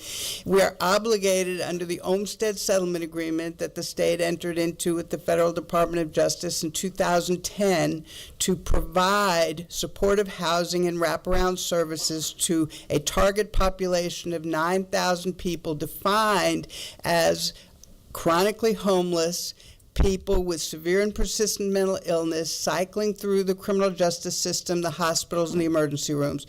We are now serving 2,154 people of that 9,000 target population. The program has been in deficit spending for multiple years. We're asking for a substantial increase in funding. And if you look at the report of the Behavioral Health Reform and Innovation Commission, chaired by our DBHDD Commissioner Kevin Tanner, it says that effectively mitigating individuals from re-entering the behavioral health care system, the court system, and homeless services systems in Georgia was identified as a priority by all of the subcommittees and advisory subcommittees of the Behavioral Health Reform and Innovation Commission. So it's a crucial problem that we stop the cycle of arresting people who are homeless. It's particularly egregious because our police are overburdened, our court systems are overburdened, our jails and our prisons are overburdened. The governor is investing another $632 million to meet the unconstitutional standards, to meet the challenge of unprecedented levels of deaths in our prison system. And we urge you to invest in those strategies that are the only way that we can end unsheltered homelessness, is to provide more housing, more supportive housing, more mental health care, and not through this endless, purposeless cycle of arresting the unsheltered. I appreciate your consideration and hope that you'll take this very heartfelt and factually based testimony that's being offered to you in evaluating the bill. Thank you, Elizabeth. I always appreciate your information. Since you brought it up, though, just one quick aside, and you don't have to respond right now, but the Olmstead Act. Yes, sir. You referenced. How do you see with these services that we're offering, the people that choose not to be there? I've talked with, and the reason I ask this, I've talked with several people, but one in particular was a police captain with the Atlanta Police Department. He used to be part of their outreach division, yes, ran sir. that division, and talked about when they tried to get services for some of the unhoused population in Atlanta, they chose not to take those. They chose to remain out on the street. They wanted that freedom. So the Olmstead Act prevented us from institutionalizing people with mental illness, right? And so it gives them the freedom to make these choices now. And so we're offering services, but they're not partaking.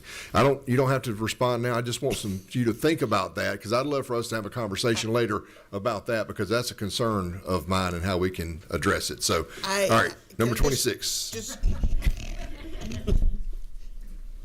Yes. Representative Mathis. Representative Gaines, this bill is pertaining only to somebody that is violating a ordinance or a law. Is that correct? Even more than that. It's actually pertaining to the local government that's not enforcing their own law. I mean, it's pretty simple concept. I do think a lot of the testimony, and I'll just say this because, hearing all the folks who've come before us, I think it's a lot of good information, but we have done a lot on mental health, whether it's 1013, as you heard from, and as you heard from NAMI, with 1013, law enforcement doesn't have to take someone to the jail. They can take them to treatment. And we have passed in this budget that we just passed over $300 million in prison reform legislation, prison reform money, that there's another $300 million coming. So there's a lot that we are doing to make progress. I think you can do both at the same time. Yeah, and I appreciate that. And as a former member of law enforcement, I think that putting someone in jail with a mental illness is not the place for them to get the treatment. I completely agree with that. Agreed. Unfortunately, we lack the options sometimes of trying to help them help themselves, so to speak. All right, one last thing, Elizabeth. Chairman, you have said it very clearly, and of course I'm happy to speak with you anytime. The challenge of housing some people is real. It takes time to overcome the paranoia, the schizophrenia, the substance use for some portion of the population. But that is a small part of the challenge in housing the unsheltered in Georgia. The biggest problem is that we don't have enough housing, we don't have enough resources for supportive housing and for mental health care, and we don't have enough for outreach to help these people move into a shelter. All right, thank you.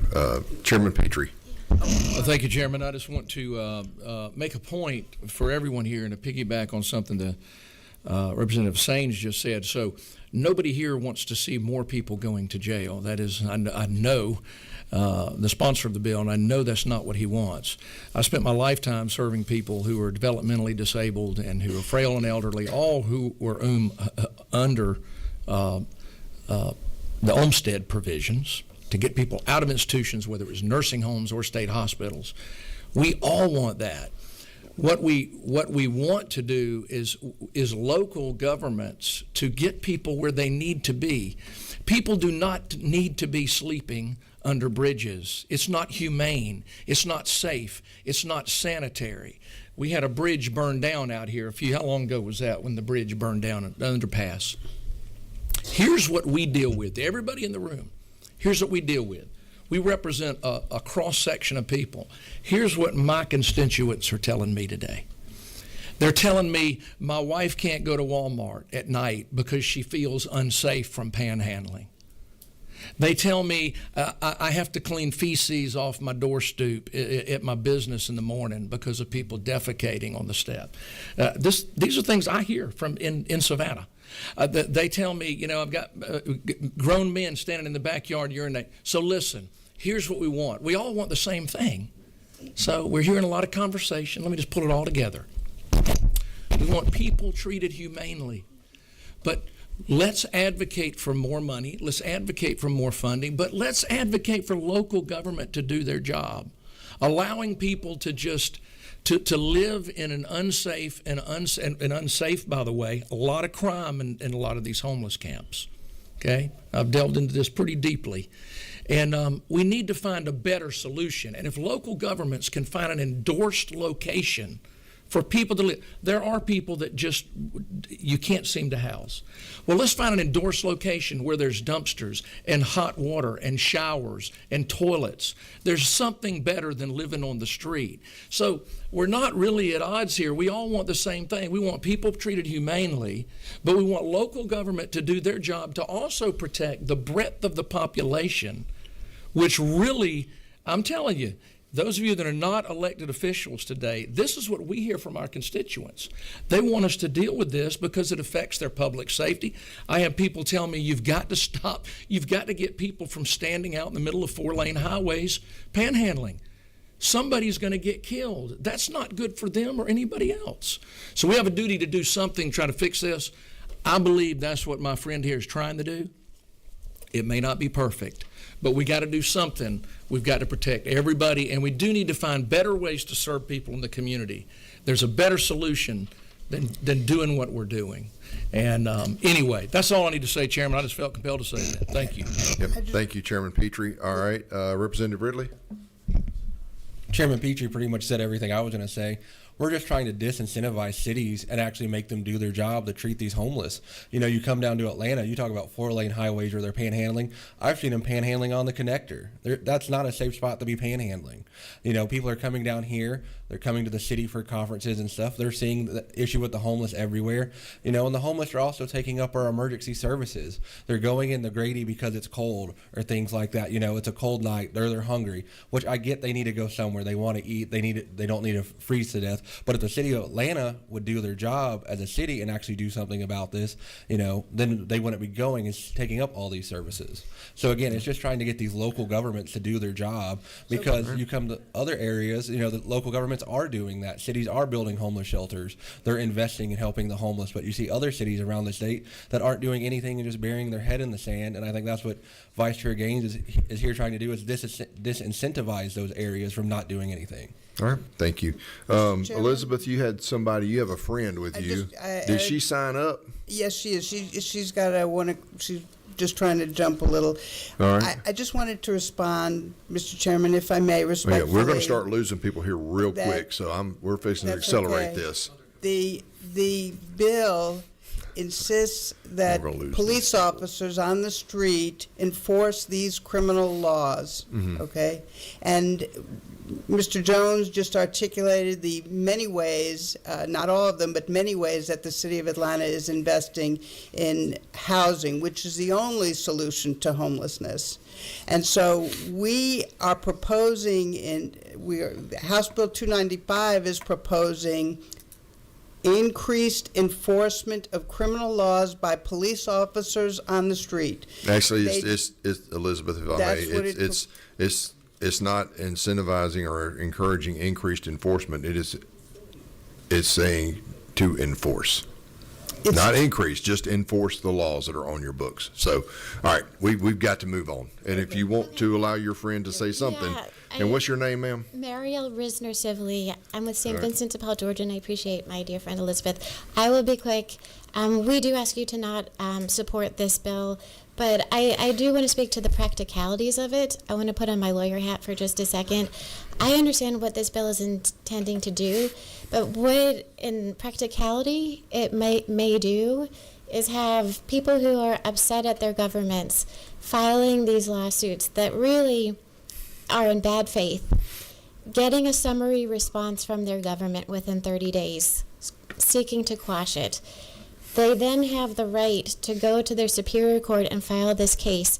They can ask for a jury trial. There's no protection here. I'm looking at this from your lens. I am very appreciative and supportive to the testimonies that you've heard on how this doesn't help with the social issues.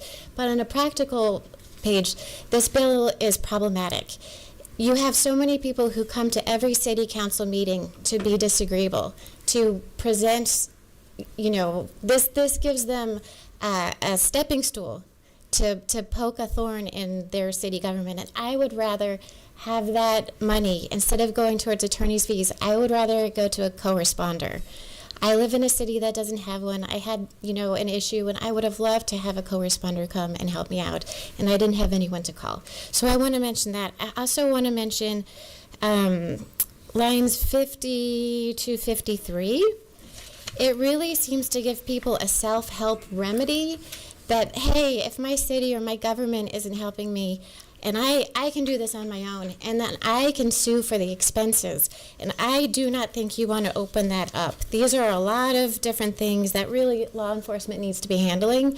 We don't want to make a situation where people are using self-help remedies on any of these very sensitive things, like loitering, trespassing, illegal camping, and then going to court afterwards for damages, and they could actually cause so much harm.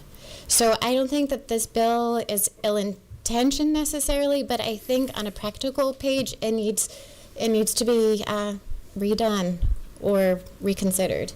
Thank you. Thank you. All right, Natalie Kaiser. Thank you, Mr. Chairman. Natalie Kaiser. I'm with House ATL. We're a membership coalition serving the 5-county Atlanta area. on housing affordability. I want to address a couple of the things that were just the questions that were raised. I definitely, we're all concerned about homelessness. I know you are. I appreciate the concerns you're hearing from your constituents, especially if you live elsewhere, you come to Atlanta, you see more of it. I understand that you're concerned, we are concerned. You have here many people who are on the streets trying to work and provide those services here in Atlanta. I think you should trust that they are trying and doing a very good job on the streets, but with very few resources. This bill, it encourages local government, yes, but it's focused on enforcement, not on services. It doesn't encourage local government to provide more housing or to provide more services, which I know you're interested in. It's focused on law enforcement, so maybe it needs to be modified. So the increasing levels of homelessness that we are seeing are directly related to the wonderful job you have done in economic development and our growing population. Our housing supply has not kept up. The evidence shows that. The research shows around the country where there is this gap, where there's this housing supply challenge, homelessness increase is directly related. So being without housing is detrimental to people's physical health and mental health. It's not that necessarily that mental health is a cause of homelessness. If you're on the street, your physical and mental health decline. People who are evicted and end up in these situations have their conditions deteriorate very quickly. Arresting and incarcerating people who are suffering is very costly, as many people have said. It also amplifies these issues, as I think a couple other people said amply. So people who are stressed out and incarcerated often lose contact with the street outreach workers that they were working with to try to get them to stability. They lose their belongings. Oftentimes they lose their documentation, which slows the process down of getting into housing. Mental and physical health issues may increase if they lose access to their medication and are anxious about being behind bars. So we need for the state to support local governments and organizations who are investing in solutions that work. The state already has a nationally respected initiative in the Georgia Housing Voucher Program, specifically focused on people who have severe and persistent mental illness. Your staff here at the state have been asked to speak around the country about this program. It is, as you have heard, being provided with very limited resources to address the problem. The majority of people who use the Georgia Housing Voucher Program are in the Fulton and DeKalb County areas, but it is severely limited in who it is serving. We also need to substantially support our State Housing Trust Fund, which I'm sure you've heard from Elizabeth Apley, has the ability to hold and allocate funds without them lapsing over time. We have a surplus of $11 billion. We could allocate funding to our State Housing Trust Fund. It can be used for actual affordable housing development. Renovation can be even used for down payment assistance. I know that's off topic, but so we need to fund housing rather than expecting our stretched jails to solve our homelessness issue. Thank you. I'll answer any questions if there are any. Hey, I don't see any. Thank you, ma'am. Andres Parra. Hope I said that right. Yes, no, maybe. There you are. All right.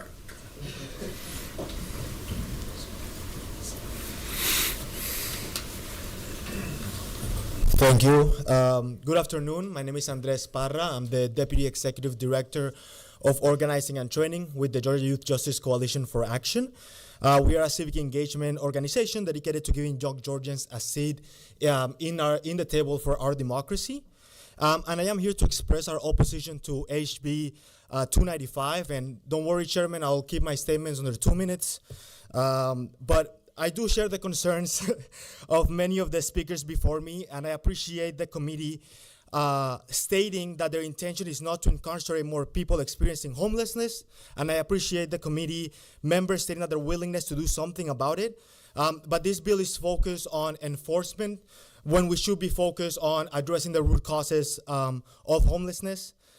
We know that as long as there is a shortage of jobs and affordable housing, many Georgians are one bad diagnosis or job loss away from experiencing homelessness. We know that access to safe, affordable, and stable housing significantly impacts health outcomes. Yet in the past 20 years in Georgia, access to housing has become more difficult with stagnated funding for the State Housing Trust Fund and the Georgia Housing Voucher Program. These programs provide life-saving tools to address Georgia's housing crisis, which continues to grow. State investment in housing is crucial to ensuring all Georgians have the opportunity to achieve optimal health and contribute to a thriving economy. Yet this bill pushes for more punitive measures on an already vulnerable community instead of addressing the root causes. This bill would force local communities to spend money on litigation instead of investing in other areas like housing, and employment opportunities. I am also concerned with how this bill can be abused by large developers against local governments trying to build affordable housing or to repeal protective regulations. Ultimately, cities and counties should be able to make decisions for how to best address the needs of their communities without the threats of lawsuits. Today, I urge you to table this bill and work with Governor Kemp to invest Georgia's record general fund surplus of $16.5 billion into our communities instead, investing in public education and housing support that fills a critical need for our veterans, for Georgians struggling with mental health challenges and drug addiction, particularly those in rural communities, and for young Georgians all across the state who are the most vulnerable to health challenges caused by homelessness. Thank you very much. All right, thank you. And that was 2 minutes, so thank you. Chairman Petrie wants to respond. Yeah, and no need to respond back. I just want to say the litany of things that were just described. Could it also be possible that this measure could incentivize local governments to provide these things that were just listed so that they can avoid these consequences? We hope that's what it does. Thank you, Chairman. Yes, sir, I agree. All right, lastly, never thought I'd say that, Brian Sunderland. Thank you, Mr. Chairman, members of the committee. I'll try to stay on topic with the bill. My name is Brian Sunderland. I'm the executive director of Cicero Action, a nonprofit, nonpartisan organization that focuses much of our work on government accountability and public safety. I'll make just a couple of key points. Public safety is a cornerstone of prosperity, and it is the primary duty of government. What you've heard here today from most of the speakers here is an argument against actually enforcing the laws that were created. Laws are created for a reason. Crime undermines economic growth. It deters businesses from investing. It drives away potential homeowners. And it has a disproportionate impact on low-income communities. Restoring safety restores prosperity. Policies that crack down on crime, enforce drug laws, and support rehabilitation efforts create safer communities. Finally, the impact on local businesses and property values is real. When homelessness is not addressed, businesses suffer from vandalism, theft, and a decline in foot traffic. This drives away customers, it lowers property values, and it discourages investment in the community. Government exists to serve the people, and public safety should be non-negotiable.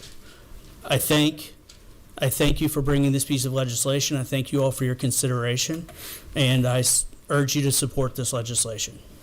Thank you, sir.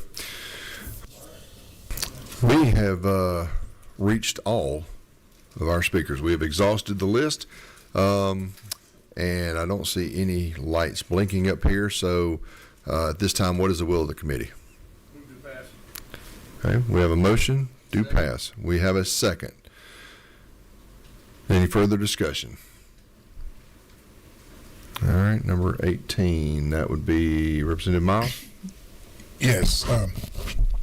We've heard a plethora of people talk about this bill on both sides. And I think the intent of the bill, the purpose of it is valid. But I do believe that some of the solutions, and we've heard a lot of people talk about other solutions that could accomplish some of the same thing that we're accomplishing in the bill here. The bill seemed to have a lot of different avenues to solve the problem, but a lot of the problem cause other problems. I think this bill right now is probably something that we need to, I would suggest that we come up with a subcommittee to go back into it with all of the different issues and look at the bill a lot more closely and look at some of the solutions. We're asking municipalities, a lot of these small units and cities, they're not enforcing these laws because they don't have laws. They don't have laws like this to enforce these laws. You're talking about putting people in the jail for camping. A lot of us, we go camping in small towns. How are you going to differentiate between a homeless person and just a family that want to go camping? How about laws that are obstructing highways and byways? Well, are we going to say that if you're a utilities truck out there obstructing I'm just talking about the basic language in here. You don't differentiate between a power company obstructing highways and going to be charged with something, somebody trying to repair a sewer line, trying to repair something. There's just a lot of little things in this law that need to be tweaked. And I think it needs to maybe have a subcommittee to have the proper time to go back and through and redo this bill, because I think the opposite of the bill is warranted, and we do need to do something about it. But I think we need to look at some of the solutions and how we doing some of the solutions and how we are putting a burden on a lot of these small towns to create laws that maybe they don't even have. All right, thank you. Thank you very much. And there are other laws that cover other parts for some of the things that you covered that allow those other things to happen. But you did make a key point, and it talked about, everybody here spoke about homelessness. This doesn't just say that people that are homeless will be enforced with these. This applies to everybody across the board. So, all right, we have a motion and a second. Seeing no further discussion, all in favor say aye. All opposed, say no. All right, let's do a hand vote. All those in favor signify by raising your right hand. 1, 2, 3, 4, 5, 6, 7, 8. All right, and all those opposed, same. 1, 2, 3, 4, 5. All right, motion passes 8-5. All right, thank you. All right, now moving on to a bill that's going to make this seem more like the Public Safety Committee and not the Judiciary Committee. House Bill 309, Representative Clifton. Yeah, I know. Now, the rest of these shouldn't be quite as controversial. I hope. Most of them, anyway. Famous last words.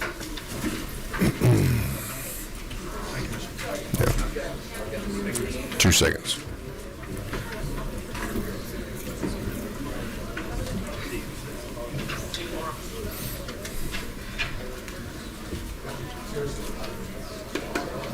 I don't know what she said. She's going to go to another meeting. Oh, yeah, with Victor Anderson. All right, as everything's settling down out here, we're going to move on now to House Bill 309. Representative Clifton, go ahead and present your bill. Yes, sir. Thank you, Mr. Chairman. I'll be short and sweet. In order to create a police force, the citizens have to vote in order for that to happen. This bill enacts, in order to abolish a police force, the same statute or the same processes. Currently, council can get together and decide they no longer want that police force, and with a vote can abolish it. Again, this just presents it so that the way that you create a police force is the same way that you would abolish a police force. That is all I have, and welcome to questions. Okay, and it appears, just to make sure, this is speaking only of county police departments. That is correct, which sir. are, there's just a handful, I think 13 maybe of them around the state, one of which I worked for and one of which Representative Neal worked for, and she has a question. So, Representative Neal. Thank you to the chair. So just a quick question. What is the current practice of abolishing a police force? My understanding is the council gets together and with a vote they can remove the police force, at which time the sheriff's office would take over the responsibilities. So the difference between that is you are this proposition is for it to go on a ballot, correct? That's correct. In order to create a police force, it has to be on the ballot and the citizens have to vote for it. I am proposing, in order to abolish a police force, the same measure be taken. Gotcha. Okay. All right. And Representative McDonald. Just for some clarification, this bill does not have anything to do with your truck getting broken into last night and your window busted out, stuff stolen out of your car in downtown Atlanta in a lit area, does it? No, sir. It has nothing to do with that. I filed this bill clear before last night. Okay, thank you. Thank you, sir. And as a victim of that happening myself a couple of years ago, and I think all of us.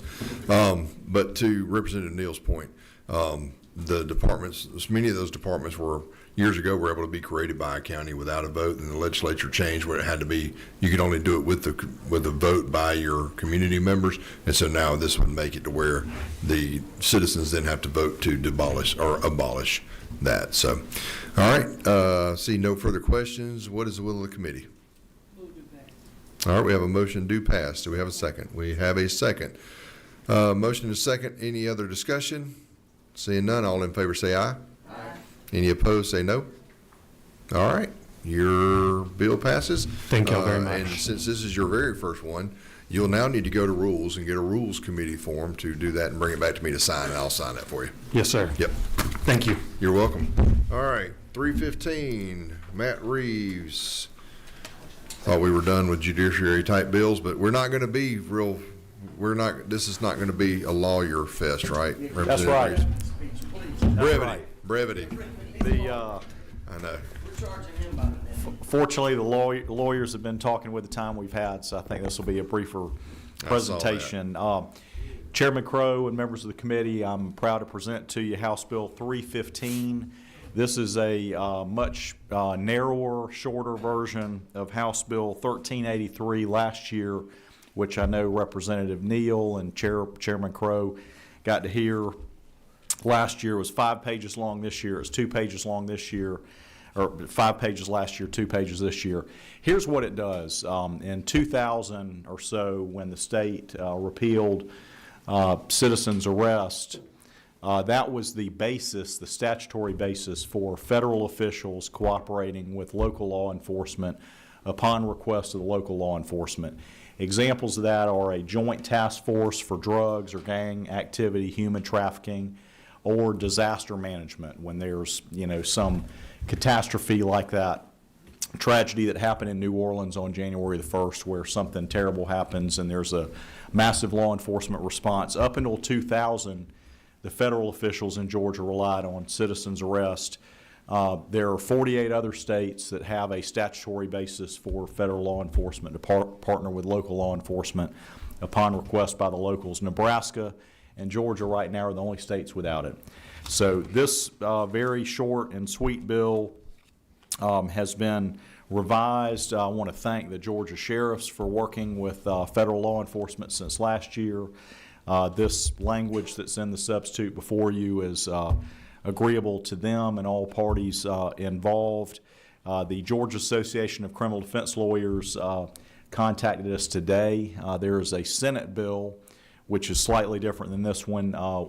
Definitely on the House side, we're going to stay in touch with the criminal defense lawyers throughout the process as they're talking both to the Senate and with me as a sponsor of this bill. But what this does is it provides a jurisdictional basis for the federal officials to cooperate with our locals for fighting sex trafficking, drug smuggling, and other offenses like that. That's the short version of it. I'm glad to answer questions. I have heard that Ken Davis, Fraternal Order of Police witness, is on call in another committee. So, Mr. Chairman, if it would be possible for him to testify and answer any questions, and I can answer questions after him, that may let him get to the other committee. Okay. Representative Neal had one quick question. You want to wait until after Ken? Okay. All right. Come on up, Ken.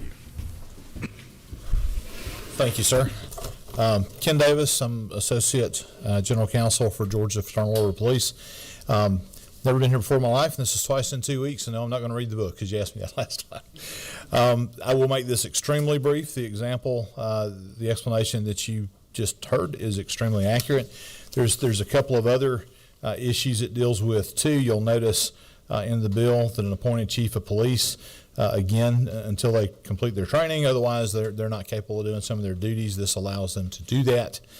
Also, an elected sheriff, they have 6 months to have the training they're supposed to have, but again, with the revision in the citizens arrest law, it took some of their authority away until they completed that. So this allows them to function in that capacity until they could.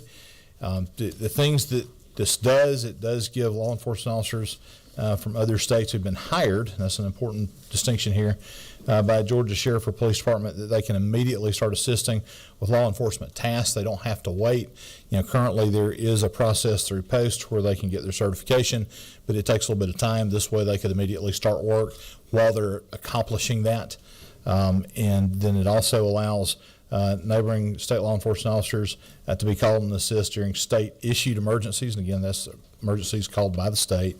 And then, as you've already heard, it allows our federal law enforcement officers to assist Georgia law enforcement in their duties, and to with the task force, which is extremely important in what they do. So, I believe that's as brief as I can make it. I'm certainly happy to answer any questions that anybody may have. All right, that was very good. I don't see any questions for you, so thank you. Appreciate you being here twice. Yes, sir. All right, Representative Neal, did you have a question? Mm-hmm. Okay. Thank you to the chair. Thank you to the author. You're one of my favorites. We're friends. I do have a few concerns, and it's only in reference to the standard that we are creating here in this state. Like, for instance, the first thing is, I know we removed the sheriff's component, and we have a similar issue when it comes to the chief of police, because it outlines on line 21 that they are given this power even though they have not completed applicable training, and that is problematic. And so I feel like if we removed it for sheriffs, we should also remove it from chiefs, because it's a little uncomfortable, although I support the overall concept of the bill by making it where they don't have to have the training completed. It's problematic because of one of the things in reference to, like, the increased training that we're trying to, in the standard we're trying to increase in Georgia. And that leads me to my second point. When pulling and I made this point, I think last year too, and I stressed to Judy Non-Civil that the feds are not Georgia peace officers, and they don't understand everything related to what we do and how we do things. And to piggyback off that, we've also increased our training to 20 weeks. But we have found that a lot of other federal agencies, their training is actually a lot less than that. We have criminal investigative training that's 12 weeks, uniform police, and these are federal agencies, 12 weeks, land management police, 16 weeks, others 14 weeks, 18 weeks, 7 weeks for another entity, federal air marshal training. And so when we're giving people the power to have arrest abilities in our state, even if they are helping, but their training is like almost half, if not more, than the training that we require of our own officers, that gives me a little bit of pause. And so I can't say I'll vote against the bill, but I wish that there's a way for us to kind of clear that up, because I don't know if it's fair for us to have such a high demand for our own officers and not have that same demand for federal officials, because that creates liability for us. And so I just wanted to get kind of your feedback on that. Well, to pick up where you left off, you're one of my favorites, and definitely would love to stay in touch with you as we go through the process and try to get those issues reviewed more deeply. I can tell you that federal law limits them to being reactive to requests by the locals. And as we've seen over the last year in discussing this bill, the Georgia locals are definitely reluctant to call in the feds. They want to have their jurisdiction protected. This is situations like a task force or a disaster management type situation where they would be requesting the federal assistance. So the training in those areas could exceed state training on drugs and gangs and disaster management. So in those particular scenarios, I will work to have your concerns addressed and answered, but I think that with the scope of this bill and what we need to replace the federal jurisdiction, I think in those areas federal training should be equivalent. But I do know this is more narrow. I think the Senate version is way too broad. That's That's right. coming. But I just want you to know some of the concerns that I've had immediately. We talked about last year, but that people have voiced to me as well. And also, but the part about the police has given some external entities a little pause. I think our version is thorough because of the amount of communication we've put in, and we'll continue to do that. Gotcha. Okay. All right, thank you. We had one other speaker, Maisie Lynn Girton. She had to go to another committee, but she did text me, and I know that you and her met out there. She and I had a great discussion today as well. Representative Neal actually talking about a couple of the concerns that you just raised, and Maisie Lynn and I talked about that. I think that she had some of the same concerns, and I know several federal officers that I used to work with locally, and I don't think they have any desire to come enforcing state law. I think this is mostly a way for them to come assist when we need them to fix that. So anyway, thank you. See no other lights blinking. Yes, sir. You have something Chairman, else? one thing, line 16, Yep. where it says federal law enforcement personnel, one thing that Ms. Girton mentioned was it says officer in other places. Could we have officer there rather than personnel? That is something I think we have circulated enough that all parties are on the same page on that. So if the committee doesn't see fit to correct that today, I will be doing that as we move forward in addition to talking to them about other matters. But if anybody on the committee wanted to change personnel to officer, I believe that's agreeable to all parties involved. All right. Well, Representative Neal's lights blinking again, so maybe she wants to help you out. Sorry, I feel like this is Judy at this point. So We're not doing that. I know. One last thing, matter of cleanup, and I think we should address it. And I think we're already having a challenge with it. And Judy, right now, is we're also redefining the definition of law enforcement officer, peace officer. So at whatever point, if you want to, I'll leave it there. No, Absolutely. Let's stay in touch on that. all right. Representative Cummings. I apologize for just stepping back there.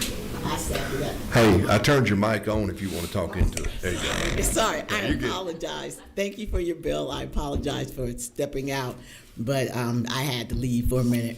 With this bill, I was wondering, I thought, and maybe not all jurisdictions, already have MOUs in place with officers from different backgrounds in case there is an emergency. I know the feds used to be big on that, partnering with, local and state officials so that if there is an emergency, and the help would go both ways. So I'm wondering, is something happening where that's not working anymore? That is definitely frequently the case, that the local officials will call in the feds and can have a formalized document. However, the federal government has flagged Georgia along with Nebraska as an outlier in not having a state statute that specifically gives general jurisdiction for federal agents to partner with the state upon request from state entities. So that's what this bill is doing. The locals can continue to do what they're doing, but this gives a statewide jurisdictional basis to do that. Does the bill also, and I can't find it in here and I apologize, but does it also define law enforcement officer? Did I hear that? It does. On page 1, line 14 and 15 starts the definition of law enforcement officer. Subsection A is peace officer. B is, law enforcement officer who responds to a declaration of emergency or disaster. C is that situation Representative Neal mentioned about a police chief who is undergoing the training. D is if you have an out-of-state officer who has been brought in, hired, and they're going through the post-certification. And then E is the federal law enforcement officer. So those are the definitions. So if there was an emergency and you ran out of everybody, you wouldn't be able to use correctional officers? If they're post-certified, it would. Okay, because I don't see them mentioned at all. If they're a peace officer, they would be included, but definitely would be glad to take a look at the correctional officers issue. That's a good point. Yeah, the correctional Has not been officers, raised. the definition is different than peace officer for correctional officer in state statute, I believe. So, But that's is something there we a can way look to at. consider including them? Yeah, and that's something we can look at Okay. down the road. All right. thank you. I see no other questions. What is the will of the committee? All right, we have a motion. Do we have a second? Second. We have a motion and a second. You have any further discussion? No? All right. I'm actually going to make a motion to offer an amendment on line 16. I want to replace the word personnel with officer. Let's get that in. All right. And I will make that motion. All right, there's a second. Any discussion on the proposed amendment? Seeing none, all in favor of the amendment say aye. Any opposed, same sign. All right, and now we will vote on the full bill as amended. All in favor say aye. Any opposed say no. All right, you are on to rules as well. Thank you. Thank you. And now, my friend from Northwest Georgia who drove through the snow twice this morning. Well, No, he actually did have to go back because he forgot his I forgot name. my bag. But he has new tires on his Toyota, so he's. I drove about 20 miles looking at the lights of the back of an 18-wheel truck. It's the only thing I could see. But I made it. To be here to carry dependable. this bill, which is House Bill 350, which is exceptionally important to me. Yeah. As I carried this legislation last year, and So I better not mess it up. Yeah. well, no, I don't think you can. Probably do better than I did. Yeah. But Representative Cameron has been gracious enough to help out and carry this. We talked about it a good bit last year. So thank you for your willingness to do that, and the floor is yours. Thank you. I bring you HB 350, and thank you, committee, for hearing the bill. This bill authorizes the placement of newborn safety devices in the state of Georgia, which some people call them baby boxes, newborn safety devices. This is not a new concept in the world. And going back 500 years in Europe, there were places, and they called them nests, where newborns could be dropped off. And this has to be a heart-wrenching decision to drop off a newborn for whatever reason. And I don't want to place any judgment or anything like that on a person. But this bill allows for that, and it allows for certain entities to have the newborn safety devices: ambulance services, medical facilities, police stations, and fire halls. All those people can have those. And there's a city right over the line for me. I live right on the Tennessee line in a place called East Ridge, Tennessee. And the box is on an outside wall at the fire hall, and it has a door that opens.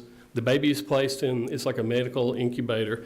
The box is closed, the alarm goes off that rings them inside that there's something in the box, and they can come and they get the baby, and they transport it to a medical facility. The baby is checked out. If the baby is okay, then Human Services is called. Then the baby is taken to Human Services for foster care and into that system.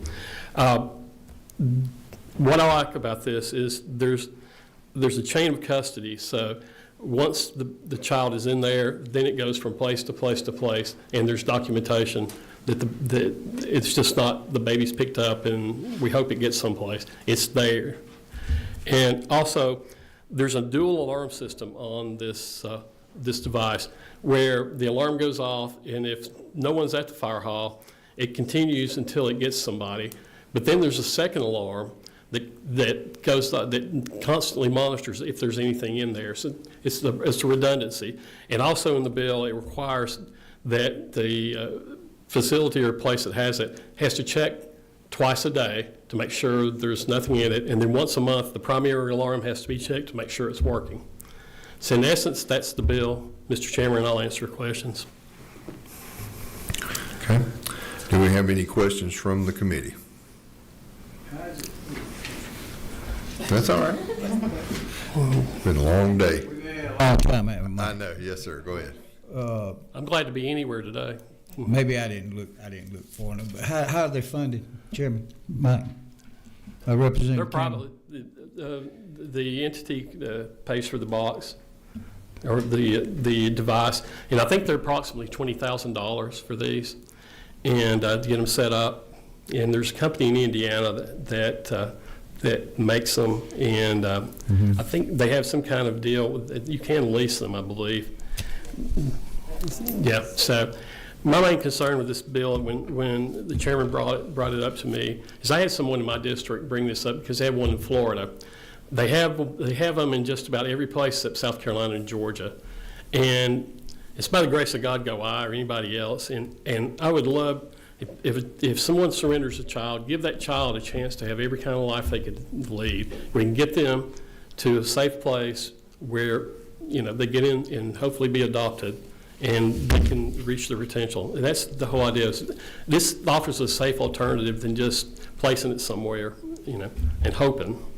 If you put it here, and the mother or whoever surrenders the child doesn't necessarily have to give their identification if they don't want to do that. If they want to remain anonymous, they can. So, Mr. Chairman, at the proper time, I'd like to make a motion that it pass. Okay, we've got a couple of other folks that wanted to speak real quick, unless they want to waive, since we're going to pass it anyway. Amy? I want to acknowledge. All right, I'm going to hold off on your motion for just 1 second. I want Amy Anderson, and then Brittany, you can come up too. Amy, you can come up and talk real quick. I'll tell you, Amy has been.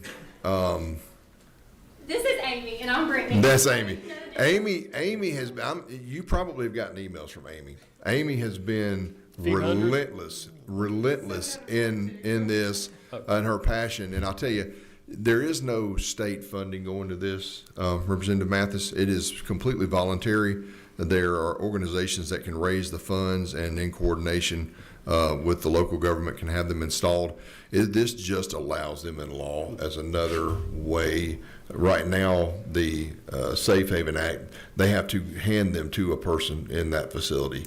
And oftentimes when they're making this decision, the level of embarrassment or shame that they may feel may cause them to not be willing to look at somebody and tell them, I'm giving my baby up. And they make a poor choice and leave them somewhere that is unsafe. And this is just an alternative to another way we can do anything we can to try to save babies in this state. And so, Amy, I thank you for all your hard work on this. And I'm sorry I haven't responded to all the emails, but I've tried really hard. So, I apologize for all the many things I said when you didn't respond. No need. So, all right. Anything y'all want to say real quick? We got the floor is yours. Sure. I'll keep it brief. So I have actually adopted a Safe Haven baby. This is what he looked like. I know my picture is small. I should have made it bigger. But this is what he looked like when he was dropped off. His biological mother had the courage to come up to someone face to face and say, hey, I want to surrender my baby. But we know not everyone has the courage to get up and say that. And so these boxes or these safety devices would allow for people to anonymously, legally, and safely surrender their baby so that they can have a wonderful and abundant life. So this is what my 2-year-old looks like today. So there we go. So that's my story, and I'll keep it brief and let Amy go. Well, thank you. Yeah. Thank y'all very much. I'm just very excited that we're finally here. I feel like it's been a lot, but I'm glad we're here. The one thing is, just for informational purposes, so when you cast that yes vote, you'll know, since 2017, there have been 55 babies that have been saved in this method, which is amazing. There have been none so far this year, which we hope is a really good thing, because we want this to be a last resort. We don't want this to be a common occurrence. We want this to be an action of last resort. Also, the other thing, last year, there were over 70 cases that made nationwide news of infants being abandoned throughout the country, found everywhere, and unfortunately, many of those babies did not survive. There was the example of the one in Marietta in November that did not survive.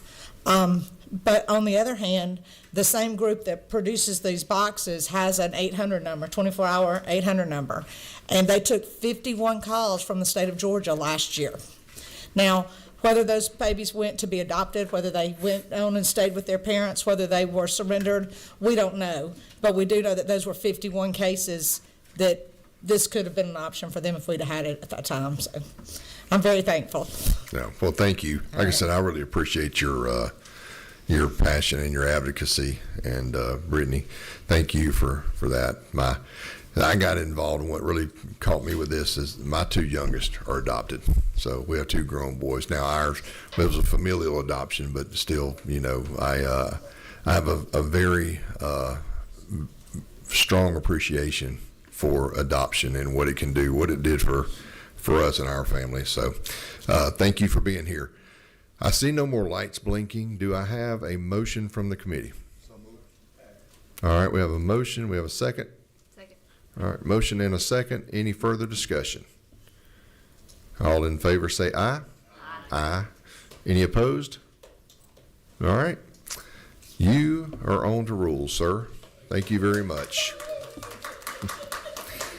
And we have exhausted our list here, and we are adjourned. Thank y'all very much for your patience and your tenacity.